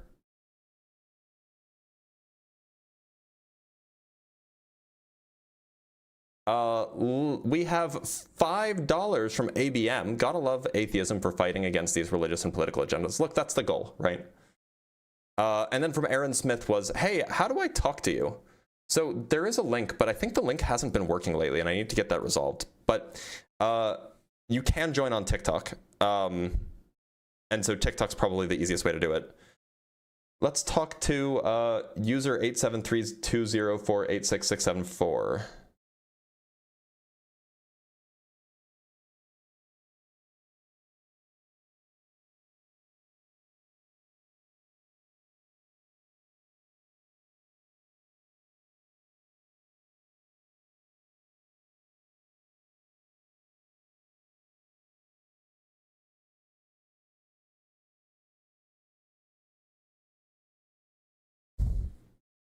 All right, it looks like this person's not connecting. Wait, did somebody just say this? Rest in peace. I got a physics degree because of you and now I'm jobless. RIP. All right, Johnny, how's it going? Hey, I'm okay, man. And you? I'm doing all right. Do you believe in God? Not exactly God, but it's like I believe in a spirituality and maybe like reincarnation. Okay, but the And topic is about God, and if you don't believe in God, then just not on topic. yeah, but it's not like God is a spirituality because I have had Right, evidence for but that that's reincarnation not the stuff. So I don't right, know but if that's you not the want to talk. topic. So goodbye. We got another super chat from Point with the 10 Canuck bucks. Your definition of life and how you look at things is so refreshing and just makes me want to look farther into things you talk about because they make a lot of sense. Look, I appreciate that. That's really wholesome, and I appreciate that. Like, I am inspiring people to look deeper into things. That's like my whole goal here. Like, I have 2 modes. Anyway, I'll talk about that later. Jamie, how's it going? Hey, good morning. How are you? I'm doing all right. Do you believe in God, Jamie? I do. Great. Which one would that be? I'm Catholic, so that would be the Christian God. Okay, cool. What would you say is the most compelling evidence that you could give me that this is a God that's real? I would say the universe itself. Can you I'll elaborate on ask that? you. Yeah. So I believe that everything we experience that everything has a cause. So where I put God, he would be the cause of the universe. Well, does that mean that God has a cause? Not necessarily. No. But I thought you said everything has a cause. Well, everything in the universe, I mean. But the universe isn't in the universe. Well, the universe and everything in itself. What? Yeah. Well, your question is, can you convince me to believe in your God? So I have a question. Do you have any other sets of beliefs in your daily life so I can understand what you mean by that? I mean, I have a lot of beliefs. I have beliefs about a lot of things. Like, I think that, I don't know, I think that stuff exists. I think that, like, the sun exists. I think that certain things are good and certain things are bad. I think that we can come to knowledge through a variety of different ways. I think that the world could be better than it is now. There's a lot of things I believe. Is there a certain category that you were looking for? Yeah, kind of, but it's the, for example, you said you believe the sun exists. Is that, Yeah. can we consider that belief? Yeah. Okay. I mean, the way I understand it, that belief is like when you think something to be true without having the like strong evidence. So I would call that faith. So I just use Faith. belief to mean I have an Okay. attitude about a certain sentence or about a certain proposition about whether it's true. So, like, I Okay. think something is true or false. I would call that a belief. Okay, I get you. Well, But if you meant, do I have faith about anything? I don't think so. But maybe you can come up with an example. You don't? I don't think so. At least not in the sense that you used it. I mean, like, people will say, like, you know, you can be faithful in a marriage, but that's like a different sense of the word, right? Well, I don't think that faith and like trust are the same. Yeah, that right. So in the sense where faith is like a belief without strong evidence, I don't think I have that. But if you can come up with an example, I'd be happy to change my view. Well, like I said, the universe had a beginning. So you How said do we earlier know that you don't that? the Big Bang. Well, the Big Bang is perhaps the beginning of like the universe as we know it, but I don't know how it's Yeah. like the universe, the beginning of like the universe as a whole. So that would mean that, I mean, is it, how do you call it? Is it the cosmic background? What's it Cosmic called? microwave background radiation. Yeah. Yeah. Isn't that the proof that the universe had a like, well, you said not a beginning, but a different state, like an early universe? So the cosmic microwave background radiation is very, very strong evidence that the Big Bang is real. But the Big Bang doesn't say anything about whether the universe had a beginning. So it could be, so the universe could exist even before the Big Bang. Sure. That's at least we don't- like possible. I don't know how we can rule that out.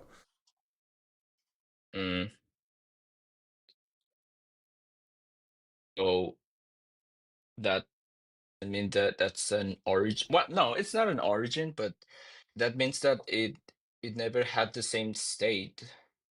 Do you believe the universe is eternal? I think it could be. Again, I don't have a strong belief about it because I don't think that we have enough data to make that claim. Well, like I said, I put God in the it will be the cause why there's something instead of nothing would be like my the reason I believe. But then why is there God instead of nothing at all? Because nothing can create something. Well, but look, I mean, it could have just been that there was no universe and no God, right? It could. So then why is there, so in your worldview, why is there something rather than nothing? Because of God. But God is one of the things that we need to explain why it exists. I mean, if we can barely like explain the universe, can you expect to explain God? Well, maybe not. But look, the point I'm making is that you said, well, God is the reason why there's something rather than nothing. And all I'm saying is you don't know why there's something rather than nothing either. Like, you're right. I mean, well, okay. I think that I can say why there's something rather than nothing. And I think it's because nothing is like an incoherent thing. It doesn't make sense to say that nothing exists. And so you had to have something. There was no other option. But even if I'm mistaken about that, even if it does make sense to say, oh, there could have been nothing, or there could have been something, and so we need to explain why there's something rather than nothing, even if that's true, neither of us have an explanation. You just kind of push the buck back one step. So wouldn't that mean that both of us are believers? So I believe that God exists and you believe don't. So well, no, but the point is what I was getting at earlier is that I try to believe things only when I have evidence for them. And in particular, for like the Christian God, I have good reason, I have justification in my view, for believing that God does not exist. So it's not faith. It is justified belief, if you will. Can you explain me why you don't believe that God exists? I mean, yeah. So and also, do you think we know enough to get to that conclusion that he doesn't exist? Yes, I think we do absolutely know enough, and I think that we knew enough by the time the early 1900s rolled around. So roughly, if the Christian God is real, then the Christian God must exist outside of space and time because it's the creator of space-time. And if that's the case, then I don't think that God can cause anything. If you don't exist inside of time, then you cannot make things happen. Causing things to happen is something that only happens in time. Right? We think of cause and effects. The causes and the effects are always both in time. So if God is not in time, then it doesn't make sense to talk about God causing the universe to exist. Would that work if God was in time, but in all of time, which means he would be eternal? Well, so sure, but then God didn't create time. Okay. Which I don't think that you can say that if you believe in the Christian God, because God is supposed to have created all of physical things, and time is a physical thing. Is it? Yeah, like we could it bends, it warps, it curves, it has effects on things. Things affect it. It's physical. No, it's kind of hard to answer that question because it's even hard to explain. I agree. Do you have any other question? No, I think that's it. Jamie, I'm going to let you go because there's somebody in the guest box or somebody I want to pull up into the guest box. But thanks for being here. Yeah, thank you. Oh, I cut him off early. He was nice. He was a nice guy. So I actually want to bring up Havoc. If Havoc is still in the guest box, I want to bring him up. Or if he's still here. Is Havoc still here? Let's bring him up.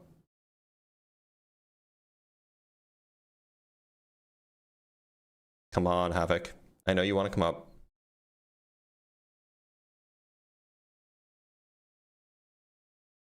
Meanwhile, from XDW Johnson, scientifically speaking, you should use this for some photon juice as recovery from Q-top. Good grief. Yeah, right? Tell me about it.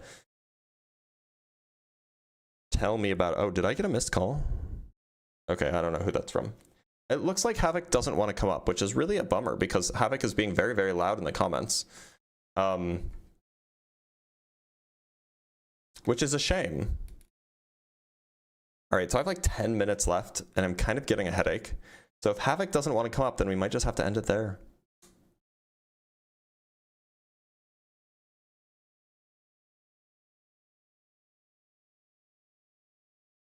All right.